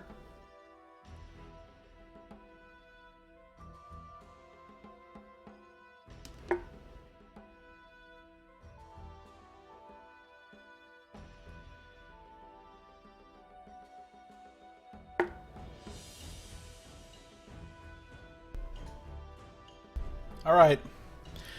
So, what terrible thing is about to happen? Let's find out!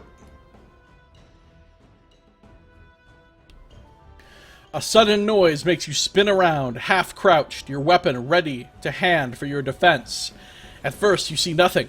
Then, a faint shadow moving at the corner of your eye draws your attention to an alcove on the other side of the hall. Suddenly, you hear Bandon's voice echoing faintly in your head. You cannot understand what he is saying, but you sense that it is a warning. You glance over your shoulder and notice that he is pointing at the granite throne. To your horror, you see that the throne's fanged mouth is opening wider and wider. Alright, so the throne's coming to life. Oh, look, once again, do you possess Kai Screen? Every damn time. Like, 5 times per book, they're hitting me up for Kai Screen, and I never have it. Why? Because I'm dumb, and I never take it. Until it's too late. By the time I have Kai Screen, then there'll be some new ability they want me to have instead. Like, that's how it worked out with Psi Screen. I never had Psi Screen, never had it. Finally took Psi Screen, and they're like, oh, you have Psi Screen now? Too bad, suckers. Now you need Kai Screen. Alright, let's see what happens. A ghostly mist issues from the parting jaws of the throne statue.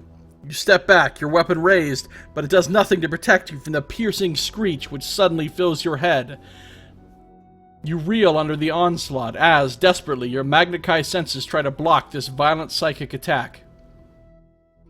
Before you can muster your defenses to repel the attack, you suffer shock and injury to your central nervous system. Lose 4 endurance points. Does Lone Wolf really know what a central nervous system is?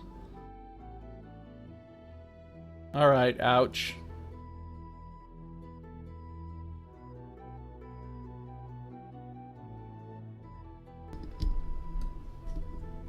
From out of the mist-filled jaw, there emerges a small black creature covered in shaggy fur. Its head is white, cut with dark, bony ridges and studded with running sores that encircle its flaming red eyes. Okay, this I was not expecting. There's the lion statue head, and here's the weird little, like, devil monkey creature coming out that we have to fight. With its weird little claws. Its weird bone ridges on its head. What the hell? I wonder if it tastes good. You raise your weapon and get ready to strike as it stalks nearer, but your concentration is momentarily broken when you notice a wispy shadow emerging from the alcove on the far side of the hall. It is a Nazaranum sorcerer. Fearful of its purpose, you turn away from the furry creature and make a dash towards the ivory staircase, intent on reaching Bandon as quickly as possible. The stalking creature, thinking that you are running in fear, immediately gives chase and comes bounding towards you, determined to intercept you before you reach the steps. Hell yeah, I want to use my bow.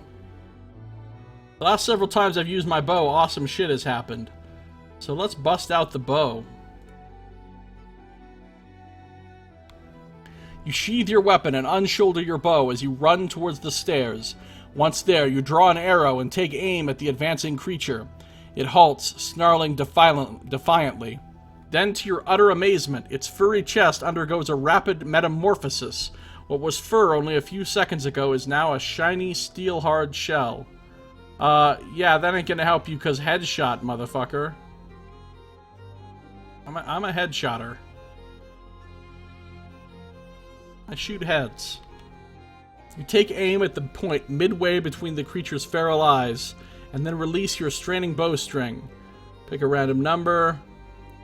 I don't have Grand Weapon Mastery, but I do have the other Magna Chi Weapon Mastery with the upgraded rank thing that lets me add 5. So I'm adding 5. Adding 5. And I got a 3. That's a total of 8. Take it to the face! To the face!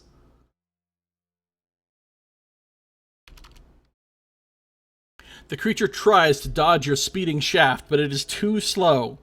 The arrow skewers its lower jaw, causing the beast to shriek out loudly in pained surprise. However, despite this fearful wounding, it does not break off its attack. With chilling disregard for pain, it wrenches the arrow from its jaw and hurls it aside. Unnerved by this display of bravado, you shoulder your bow as, with a gurgling shriek, the beast comes bounding forwards. You get ready to meet its advance, yet, when it is but 10 feet away, it suddenly opens its blood-stained mouth wide and spews forth a stream of white-hot liquid fire. Okay, so we have a fire-breathing Sumatran demon rat monkey.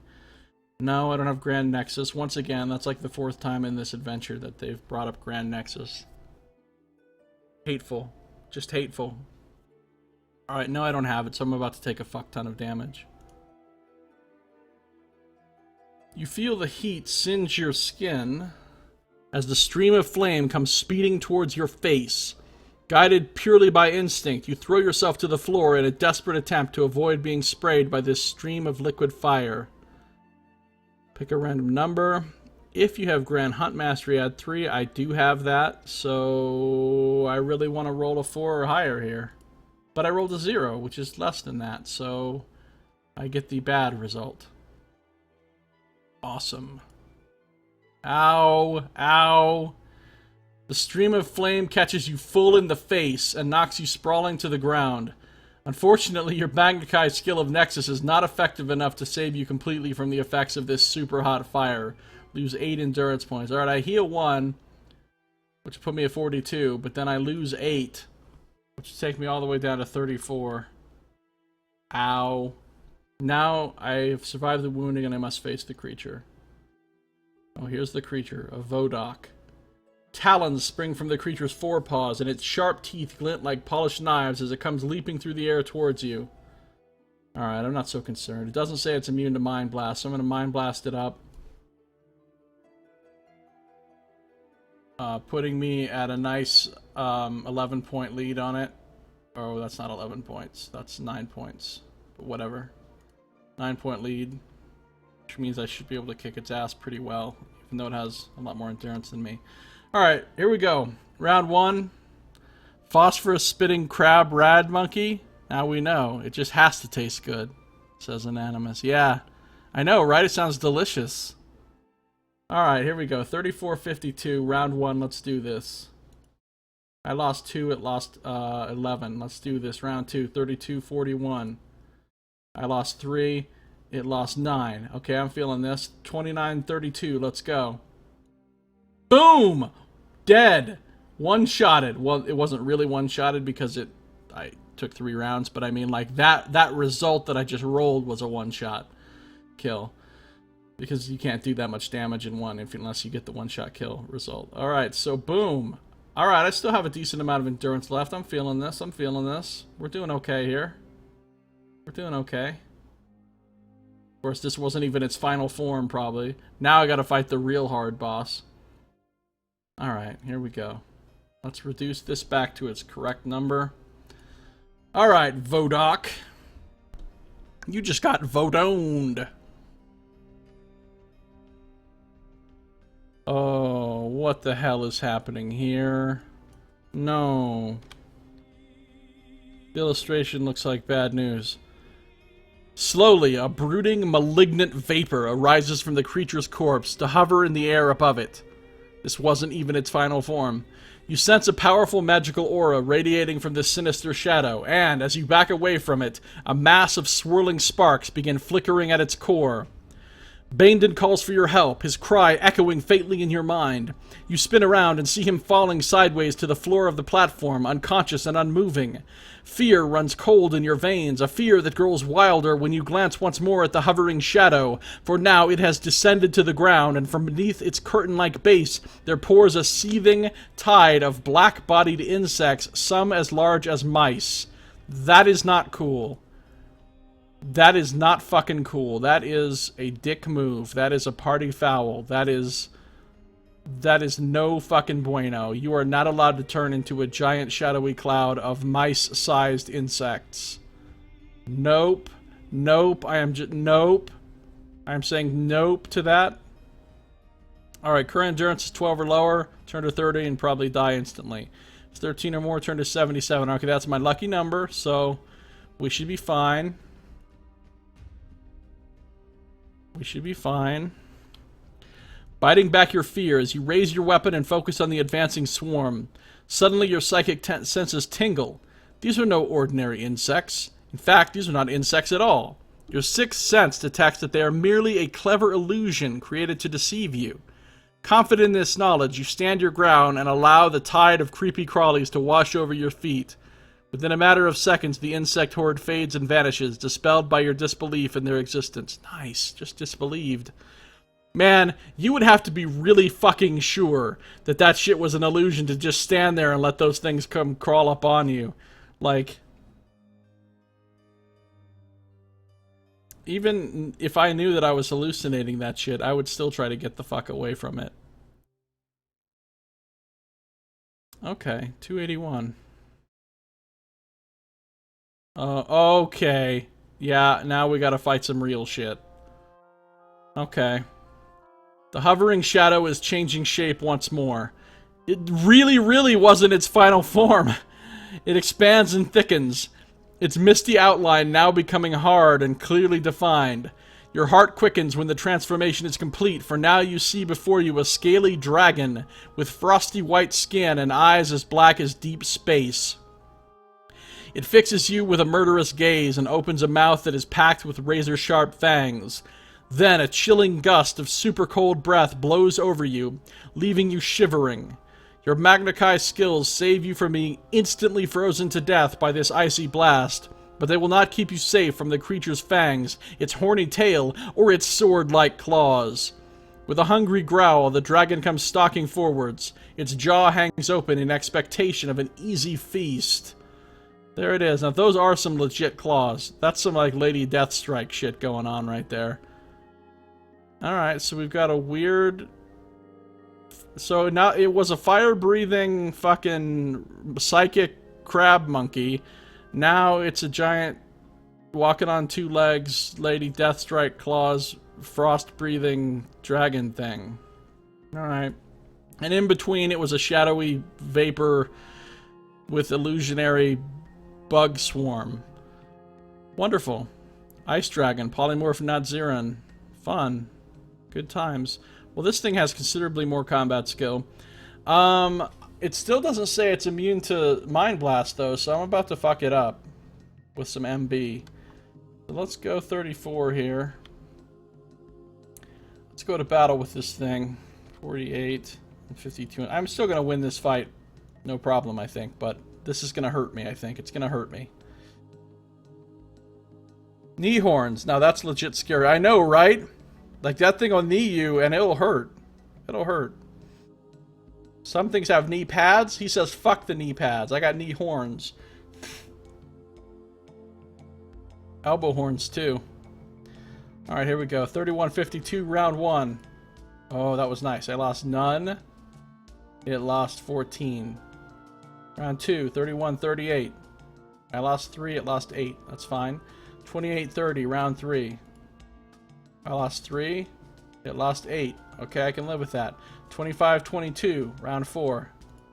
I lost none, and it lost, what, 16?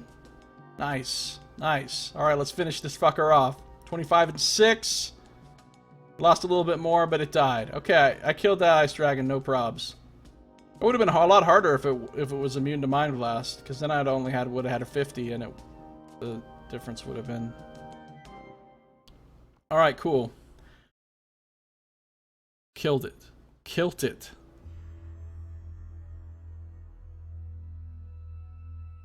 The moment you strike your killing blow, the body of the ice dragon becomes transparent, as if it was made wholly of glass. Then slowly this form melts away to a steamy vapor, which quickly evaporates, leaving no trace of the creature's existence. So that, like, was its final form. A deathly silence fills the hall, broken only by the sound of Bandon's labored breathing. Fearful of his condition, you climb the ivory staircase and rush to his side. However, you are prevented from touching your friend by the encircling wall of energy in which he is held prisoner. You sense that the power which keeps him here against his will is being generated by the crystal sphere which hangs suspended in the air directly above him. Hold on, I sense that? I fucking sense that? I walked in here and I saw a crystal sphere shooting out rays of multicolored light, and those rays of multicolored light, like, directly making a cage around him.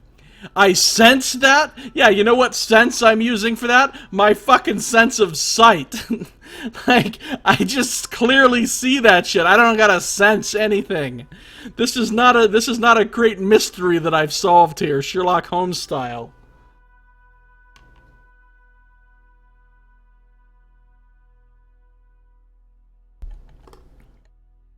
Alright, so I sense that the power which keeps him here against his will is being generated by the crystal sphere which hangs suspended in the air directly above him. You gaze at this sphere, and the thought occurs that if you could disrupt it in some way, by breaking or dislodging it, it might cause the power wall to fail. Yeah, that's another one, really. You don't exactly have to be a Kai Grandmaster to piece that together. I don't have Kai Alchemy, I don't have Magic, but I do have a bow, and I'm kind of a beast with it. So I'm gonna bust. Oh, by the way, I need to get rid of an arrow from before. Alright, I'm about to bust out some shots. One can call this sense common? Yeah, it's the commonest. Alright, let's use the bow. This probably won't work, but let's use it anyway. You step back a few paces and take aim with your bow at the center of the crystal sphere. For someone of your ability, this is a target that is difficult to miss. But will the arrow strike with sufficient force to break or dislodge the sphere? That is the question. I mean, I have 5 arrows. I could shoot multiple times. Just a random number. I get to add 5 to rolls with the bow, so this is a formality. 5 to 9. Your arrow slams into the center of the crystal and cracks it open. There is a flash of sparks. Then the shimmering wall of light, which imprisons Bandon, flickers and disappears completely. Well, that was easy. Wow. That was easy as shit. Just, oh, look. I can see there's a thing. How do I get rid of this mystical cage that he's trapped in? What clever puzzle solving will I have to do? Well, let's see. It's coming out of beams of light from the sphere up there. Pull out my bow, shoot the thing. It breaks and the cage goes away. Alright, cool. Got this. I'm a master puzzle solver.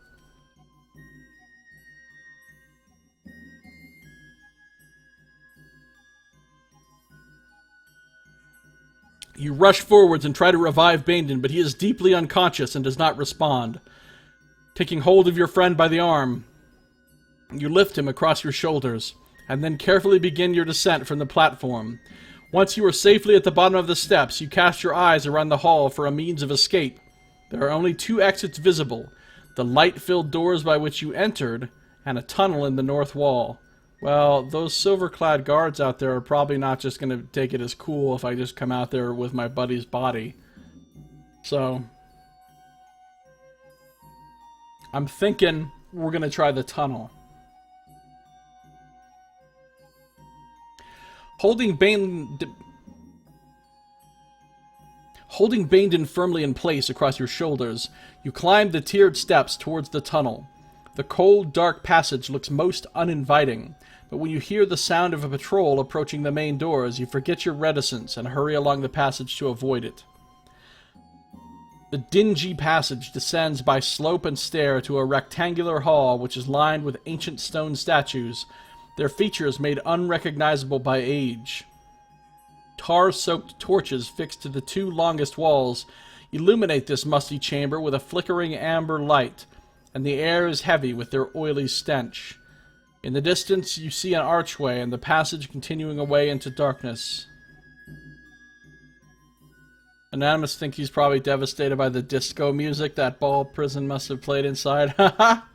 Yeah! Dun dun dun dun dun dun. It was like totally disco. He was stuck in an eternal realm of Saturday Night Fever. Alright. Let's stop here for a few minutes and try to revive Bandon. This will be easier if I don't have to carry him everywhere.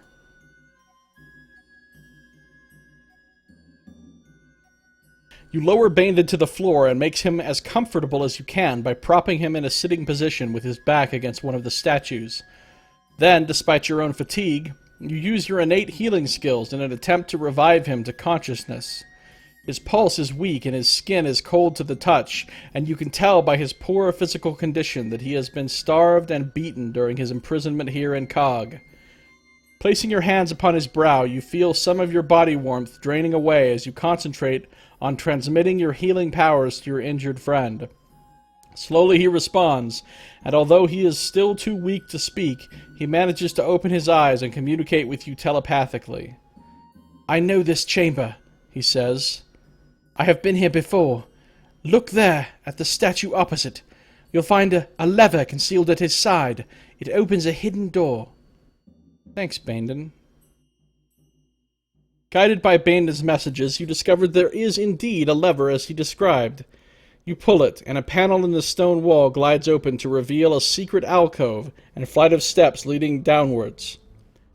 Noises in the tunnel warn you the Dracarum are approaching, and so, without hesitation, you shoulder your friend once more and hurry into the alcove to avoid them. Alright, well, cool. Oh, it's puzzle time. I shoot my arrow at it. I just shoot my arrow at it. Fuck it. The panel glides shut behind you and keeps you hidden from the enemy. Through the wall, you hear cries of surprise and some curses when they enter the chamber to discover that you have seemingly disappeared into thin air. Mindful that they might find your hiding place, you descend the stairs and arrive at a vault which is lavishly equipped with all manner of elaborate laboratory apparatus. It's an laboratory. Several large tables line one wall, many stained with blood. You sense that Bandon is disturbed by the sight of these tables, and when you ask him what is wrong, he tells you that this chamber is where the Nazaranim subjected him to hours of brutal interrogation in a futile attempt to extract the magical secrets of the Brotherhood. Despite all their fiendish tortures, he says, his mind voice weak, yet full of pride, they learned nothing. You search for a way out of this vault, and soon discover a steel door, which is secured by a curious combination lock. It comprises 3 raised blocks, each block divided into 4 equal squares. In each square, bar 1, there is a number. You ask Bandon if he knows how the lock operates, and he recalls once seeing a Nadziran tapping the empty square several times in order to make the door open. Considering the following grids of numbers, when you think you know what the missing number is, turn to the entry that bears the same number as your answer. Okay, so let's see what we've got here. What the fuck is this? Is this a 2? Are these Z's supposed to be 2s? I think we're gonna call them 2s. Alright, so what I need is the number that corresponds to these 3 numbers in the same way that these numbers correspond to these 3 numbers, okay? So that shouldn't be that hard to figure out.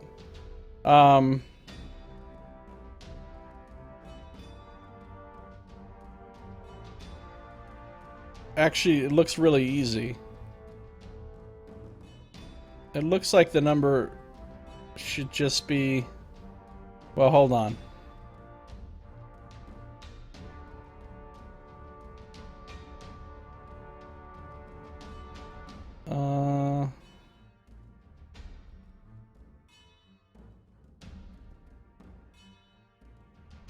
I think this should be 8. I'm thinking 8 because 8 times 1.5 is 12, whereas this is the same here, 1.5, 1.5.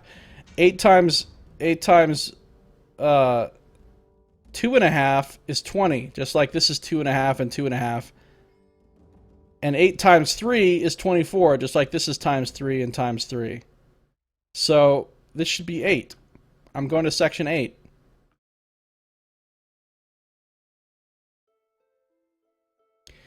Even if the puzzle wasn't that embarrassingly trivial, why can't you just tap it until it works? Yeah, right? I mean, you tap it a certain number of times and then it unlocks, right? So just start tapping it until you hit the right number. That's pretty funny, actually. It's only 1 number entry. Tap it until it works. On the 8th tap, there is a loud click, and the heavy steel door creaks slowly open. Ahead, you see a ramp which slopes down to a junction where a passage crosses from left to right. You descend the slope, taking care not to graze Bandon's back against the low ceiling, and when you reach the junction, you ask your friend in which direction you should go. Unfortunately, your question goes unanswered. Bandon has lapsed once more into unconsciousness. You stand at the junction and use your Kai's senses in an attempt to choose the safest route, but you detect nothing that can help or influence your decision. Both routes seem equally unwelcoming and perilous. I'm thinking we go left. I'm thinking left. But maybe right. But maybe left. We're going left.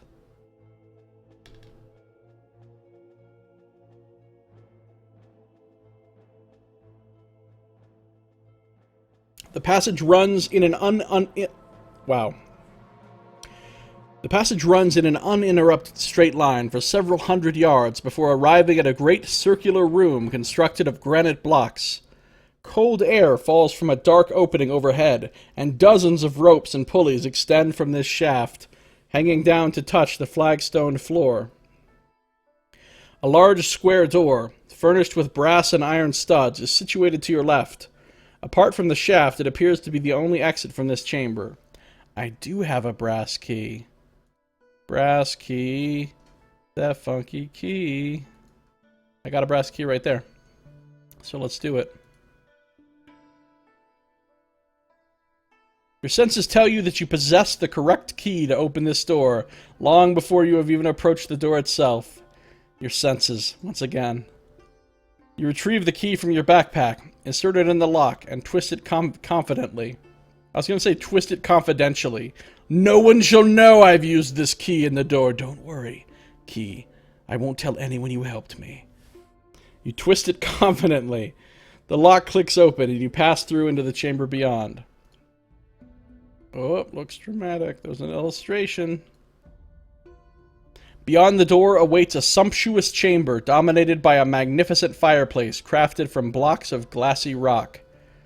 The walls are hung with fine tapestries looted from the Stornlands during times of war, and you note that the furniture is carved from best Duranese oak. You pass through the chamber into an adjoining passage, which leads to a library. As you enter, you disturb a robed creature seated at a lectern. Before it can rise or raise the alarm, you draw your weapon and silence it with a swift blow to the base of its skull.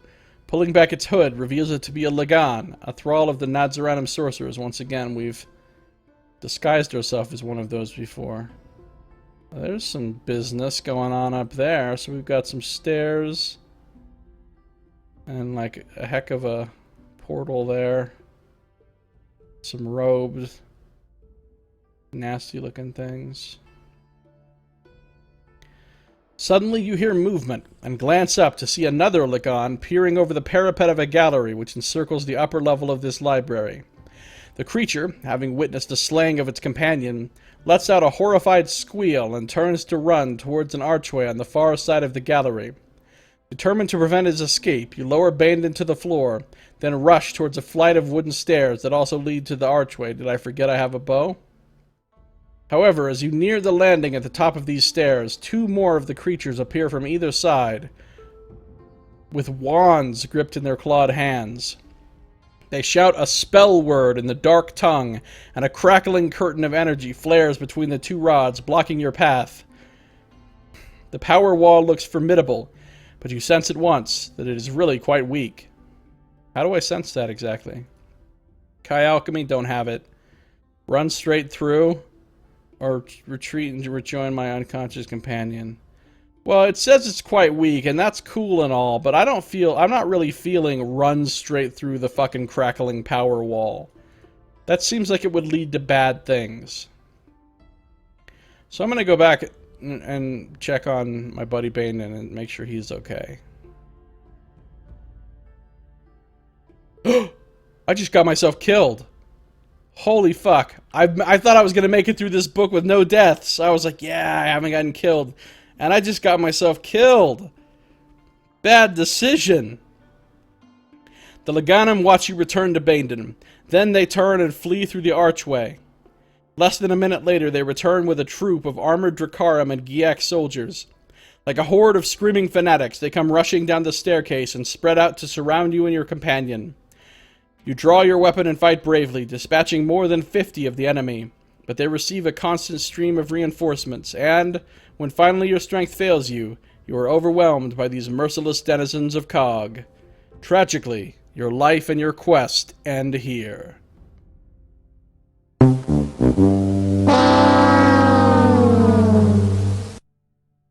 So, that is my first death in this book. I thought I was going to make it through one without dying, but I was wrong. Alright, what I meant to say was I'm going to run straight through this magical barrier. You charge through the power wall and your senses reel as your body earths the electrical energy. Lose 3 endurance points. Alright, so I get to heal 1 for this passage and lose 3, so that'll put me at 31. But, despite the momentary pain, you quickly recover and dispatch the 2 wand-wielding Laganim before they too attempt to run from the library. The noise of their dying screams freezes the escaping Lagan dead in his tracks. He spins around in the archway, his ugly face transfixed into a mask of sheer terror as he watches you come racing towards him with your weapon poised to strike. However, the sight is too much for his weak heart, which ceases to beat moments before you land your blow. Never give mages space, always bomb rush them. Yeah, good call, Anonymous, good call.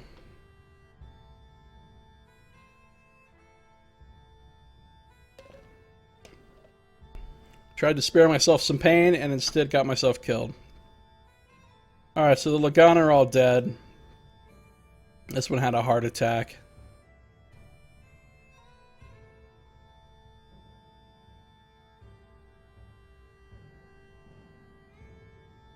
You return to collect Bandon. Then, once he is safely across your shoulders, you climb the stairs and hurry through the archway. A tunnel lined with rich wood paneling leads to a chamber where 8 smaller passages disappear off in all directions. You scan these exits, and a familiar fear returns to haunt you, a fear that you will never find your way out of Kaag alive. Using your innate healing skills, you try once more to revive Bandon. You remember once, during a tutorial at the Kai Monastery, that Bandon conjured up a vision of the monastery and its surrounding estates. You were able to see yourself in miniature, standing in your chambers as if you were a tiny animated doll in a doll's house. If he were well enough to perform that spell here in Kaag, you might be able to locate your position and plan a route of escape. Mustering your skills, you place your hands on Bandon's chest and transmit your power directly into his heart. Reduce your endurance by 3 points. Ouch.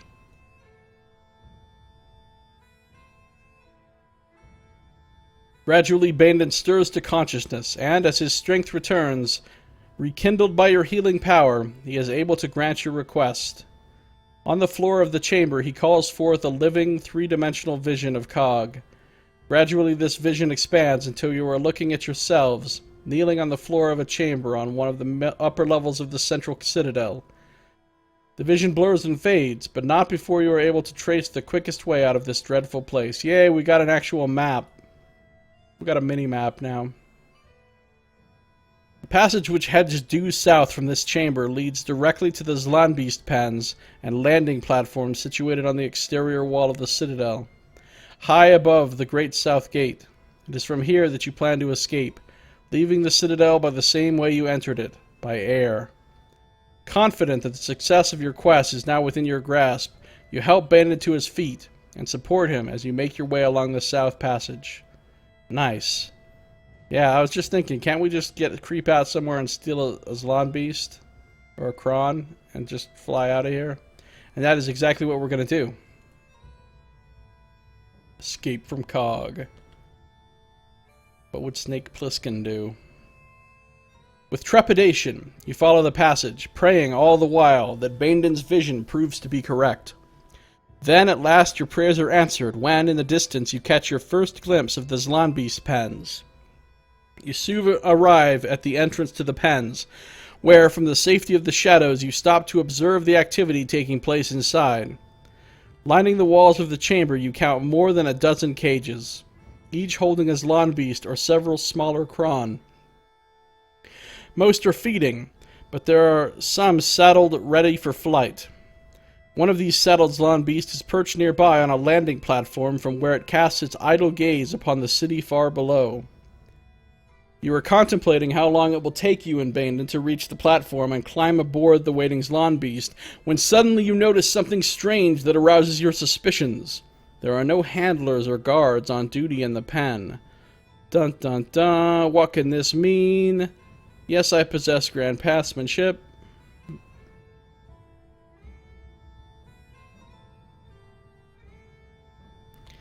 You bring your advanced tracking senses to bear, and almost at once you detect an ambush has been laid for you in this pen. An elaborate magical screen has been erected to camouflage and keep hidden the warriors who are, at this very moment, lying in wait for you and Bandon to appear. A 3D map, no less. Such fanciful magic, I know, right? Pretty helpful. 3D map that even shows like an indicator of where you are on it. It's pretty awesome. Well, how many of these warriors are there? Because if there's fewer than 50, let's roll. Let's just handle this shit. Because the other passage just told me I could kill 50 dudes before I died. Like it's no big deal, so. Anxiously you peer into the pen, scrutinizing every shadow for some clue to the ambushers' whereabouts, but you are unable to spot their positions. The saddled zlan beast looks so inviting, yet your hopes of escape are tempered by the desire to keep yourself and Guildmaster Bandon alive. Attempt to reach the zlan beast before the ambushers can stop you, or decide to retreat from the pens and go in search of an alternate route. What about option C? Kill all the ambushers. You're in this ambush with me. Alright, so let's do 95 here. We might get another instant death here. We might die again. Because this is a bit reckless. But I'm going for it. I am going for it. You draw your weapon and support your friend with your free hand.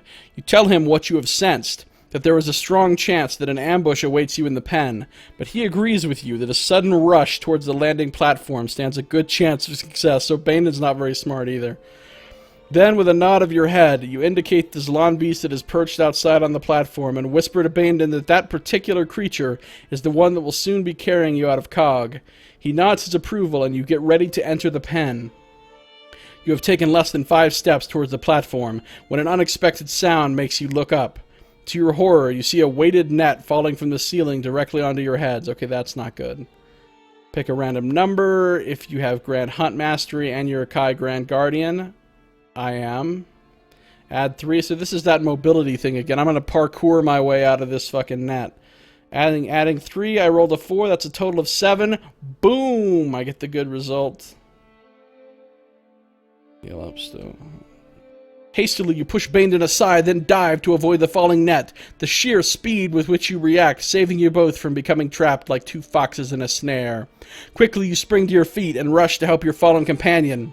As you stoop to lift him, you hear a deep voice cursing you quietly in the shadows. You turn to face the voice, weapon in hand, ready to cut him down, but you are shocked to the core when you see who it is who emerges into the gray light of the pen. Oh my god, I'm shocked to the core. This is such a cliffhanger. What's going to happen?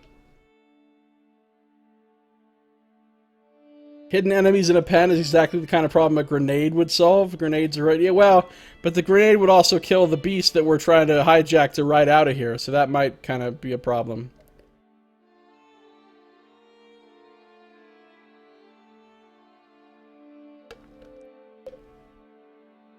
Alright. I'm shocked to the core. Who's going to shock me to the core? Let me see. Hold on. If I'm shocked to the core, I'm going to try to guess who what we're going to see here. That implies that this is someone that I know. That this is someone that I have encountered before. Because what else would be that shocking if it's not already something I know about, someone I know about? If it's really that shocking, it implies that it's someone that I knew and didn't think was a bad guy, or that I think is dead. So either this is a Dark Lord that I think I've killed, and it turns out not to be dead, or it's somebody that I thought was an ally or something, but I can't really think of anybody that would make any sense here. So let's find out.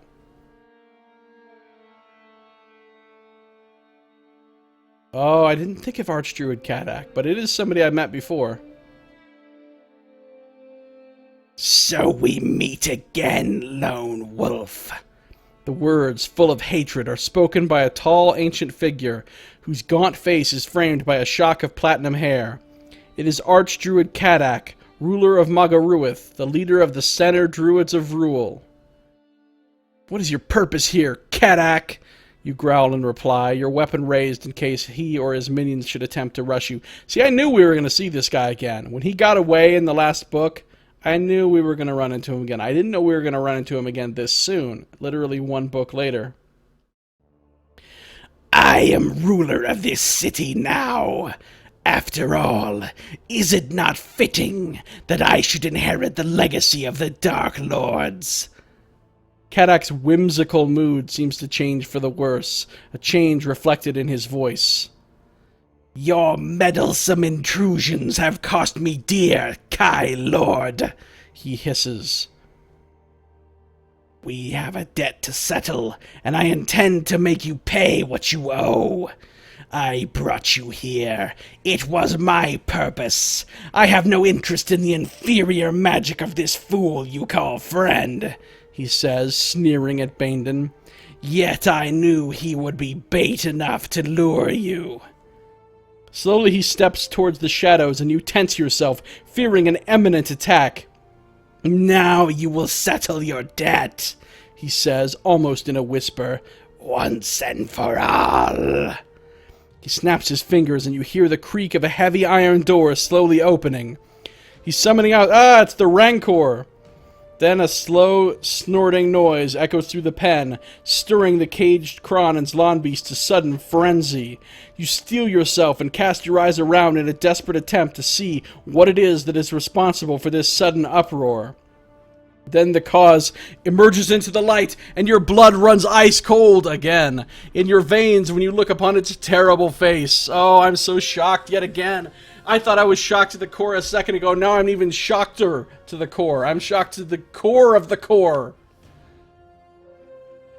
Probably an elf. Never trust elves. Yeah, those fucking elves. Especially on Athos. You really can't trust those elves. Alright, here we go. Shock to the core, ice cold blood. What hideous creature am I? It's the Chaos Master again! No! I would be shocked to the core if I ran into the Chaos Master again. Although my combat skill is so much higher than it was back then, I think I could actually beat him pretty easily now. Whereas he was unbeatable before. The shit is that? Emerging from the shadows, with slow, purposeful steps, comes a huge, rodent-like creature. Its mustard-colored body and its 6 claw-tipped legs are thick and powerful, corded with muscle that ripples as it moves. Its head is monstrous, the jaw seeming too large for the skull.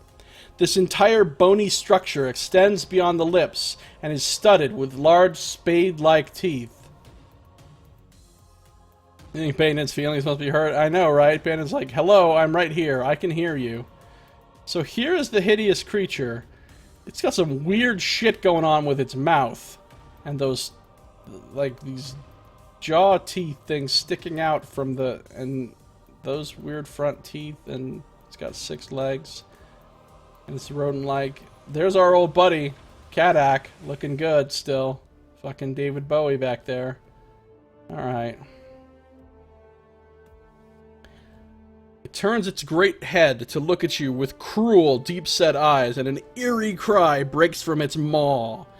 Kaag laughs with undisguised glee, and, upon his command, the creature gathers speed and attacks. Alright, well... I don't have Kai Alchemy or Magi Magic, but let's use the bow. I've had good luck with the bow in the past. Let's use the bow. Down to 3 arrows. You draw your arrow and let fire at the creature's head, aiming for its eyes, but it twists its powerful neck as the shaft approaches, and it lodges harmlessly between its teeth. The great jaw chomps down, pulping the arrow, which it spits back at you with contempt. Hastily you drop your bow and draw a hand weapon as the shadow of the beast falls upon you. And that says you're shocked to the hypercore. Yes, exactly. Uh-oh, it's a Zavagar. With a manic cry, the creature lunges at your head in an attempt to impale you upon its shovel-like teeth. You sidestep the attack and lash out at its throat before it can dodge your blow. You strike and open a gash in the leathery hide, but it is shallow and does not deter the beast from launching a second attack. Alright, Zavagar. It's a Zavagar. Alright, I can win this. It's gonna hurt me. It's gonna hurt me, but I can win it. Doesn't say it's immune to Mind Blast, so let's bump this up. Let's go battle time. 52, so I only have a 1-point advantage on it, which is not very good. And it has a lot of endurance, but I still think I'll win. 35 to 60, round 1, go. I lost 4, it lost 5. That is not a good start. 31 and 55, go. Alright, that's better, that's better. It lost 12 and I lost none. Round 3, 31-43. Yes, that was a good round. That was a good round. It lost 14 and I lost none. Alright, we're kicking its ass. 31-29, go. Yes, 3 in a row, I didn't get hurt. And it lost 14. Awesome, I'm rolling good, I'm rolling good. Real good, in fact, considering I only have a 1-point combat skill on it. I'm rolling real good. 31 and 15, go. Alright, I lost 1, it lost 10. Oh, I'm kicking this thing's ass. I thought it was going to hurt me a lot more. 30 and 5, and it's dead. And I still have 30 endurance left. In case I have to fight Kaag, I still have something in the tank, as they say. Alright, well, I thought that thing was going to hurt me a lot more than it did. Fuck you, Zavagar. My endurance remains at 12 or above, and I win. And I heal. The Zavagar shrieks in agony and comes crashing to the floor, its limbs flailing and its jaw chattering wildly as it ekes out the last throes of death. No! No! No! Screams Archdruid Kaag, his voice filled with anger and bitter frustration. It cannot be! It cannot be! This is impossible. He didn't think that thing was gonna lose, huh? Man, have we not met, Kaag? I whooped some ass the last time we met.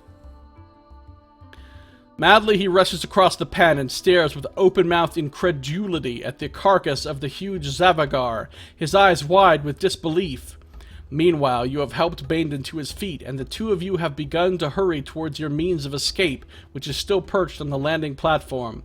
Suddenly, Kaag recovers from his shock, and, seeing the two of you escaping, screams an order to his remaining Dracarum to prevent you from getting away. You reach the winged creature. Fuck this. Why am I not running over there and fucking lopping Kaag's head off real quick? I don't want to meet him again with... hello, Lone Wolf. Now I will kill you. No, fuck that shit. We need to ace this dude now, so that he isn't up to some bullshit schemes in the next book. You reach the winged creature, and using your Magna Chi skills, you manage to subdue it to your command. Arrows and crossbow bolts fly past, dangerously close, fired by those Dracarum who have responded to Kaag's order. You try to ignore these missiles as you mount the Zlan beast and heave Bandon roughly across its great scaly neck. Anonymous says only noob archdruids rely on animal companions. Should have used elemental attacks. I know, right? Like, you really thought your fucking pet was gonna be able to beat me? Come on. Come on. Kaag's mad. Should have used some. Should have fucking hit me up with some moonfire spam. I'd have been going down quick. Alright, fucking Kaag. Should have bust out some Creeping Doom, some Finger of Death. Some classic druid spells. Alright. With a sharp kick, you urge the Zlan beast into the air, and as it soars away from the platform, you glance back to see Kaag shaking his fist and screaming vile curses impotently. Oh, there's a big old ballista right there, though. You laugh at his displeasure. Fucking Lone Wolf is such a dick. You laugh at his displeasure. Like, Lone Wolf is so petulant. He's like, ha ha. You laugh at his displeasure, but your laughter chokes in your throat when you notice a battery of heavy bolt throwers lining the battlements above the pens. They are manned by Giak soldiers, and as you fly past them, they discharge a cloud of deadly missiles. I wish to use my bow. Rapidly pressing E. Alright, random number. That'd be great if 0 to 8 insta-killed you, and you had to roll a 9 to not insta-die. That would be amazing. But I think it's the other way around this time. I think 9 is instant death, probably. And I got a 0. Wow. Usually that's bad, but this time I don't think it's going to be that bad. Oh, I just won the book. Holy shit. You push down on the Zlan beast's head and send it into a steep dive, a swift action which saves you from being knocked out of the sky by a cloud of deadly bolts. The streets of Kaag come rushing towards you with unnerving speed, but you control the winged creature skillfully, reining it in to level off in time to clear the ramparts of the south gate. As you pass over this gate, you catch sight of something strange yet wondrous to behold. Turn to 350, that's it. That's victory right there. 350 is always the last section. We just won the book, yo. Alright. Below you is the south gate of Kaag. Its surface is covered by the hide of Nixitor, preserved by the Dark Lords as a trophy of Nar's evil power. Nixitor was the first servant of the god Kai to appear on Magnamond, and the form he chose to adopt was that of a great dragon. He was the first recipient of Kai's wisdom, a wisdom he encapsulated in the lore stones for the future good of all who follow the way of Kai. That's fucked up that they've got the hide of Nixitor on their gates. So there we are, we're looking down. And there's the gates, there's a big skull. Is that the skull of Nixitor? Hard to say. There's the wing of the Zlan beast we're riding. There's the ground.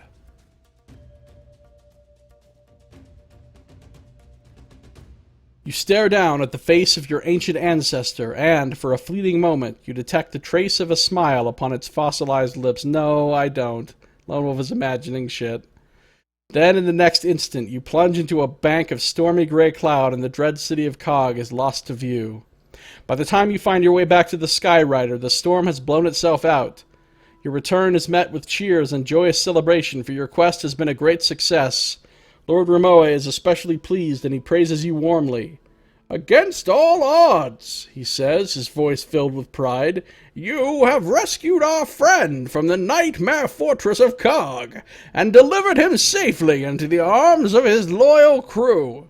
Yeah, by the way, Bandon, I brought your car. Your flying ship. Congratulations, Grand Master Lone Wolf. You have triumphed once again, proving beyond doubt that you embody the ideals of the Kai. You have saved your closest friend from the clutches of the evil druid Kaag and confounded his plans. Yet the fight against evil goes ever on. Soon your courage and skills will be put to the test again, this time in a far distant realm of Magnamund.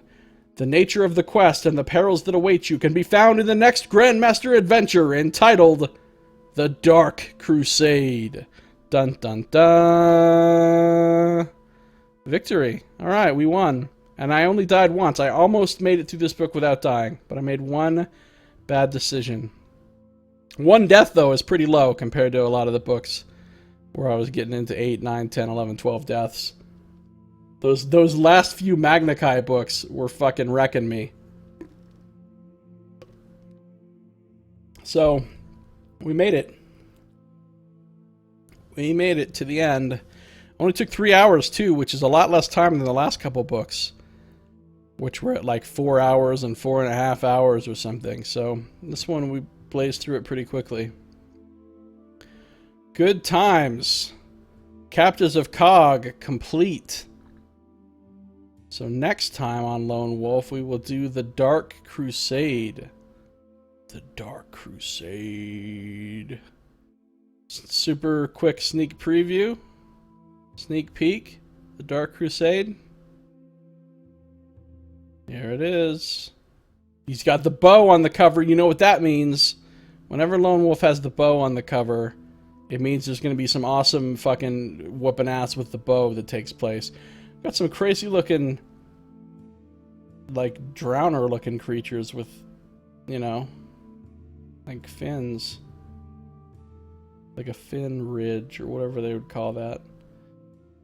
I've never seen this cover before. The Dark Crusade.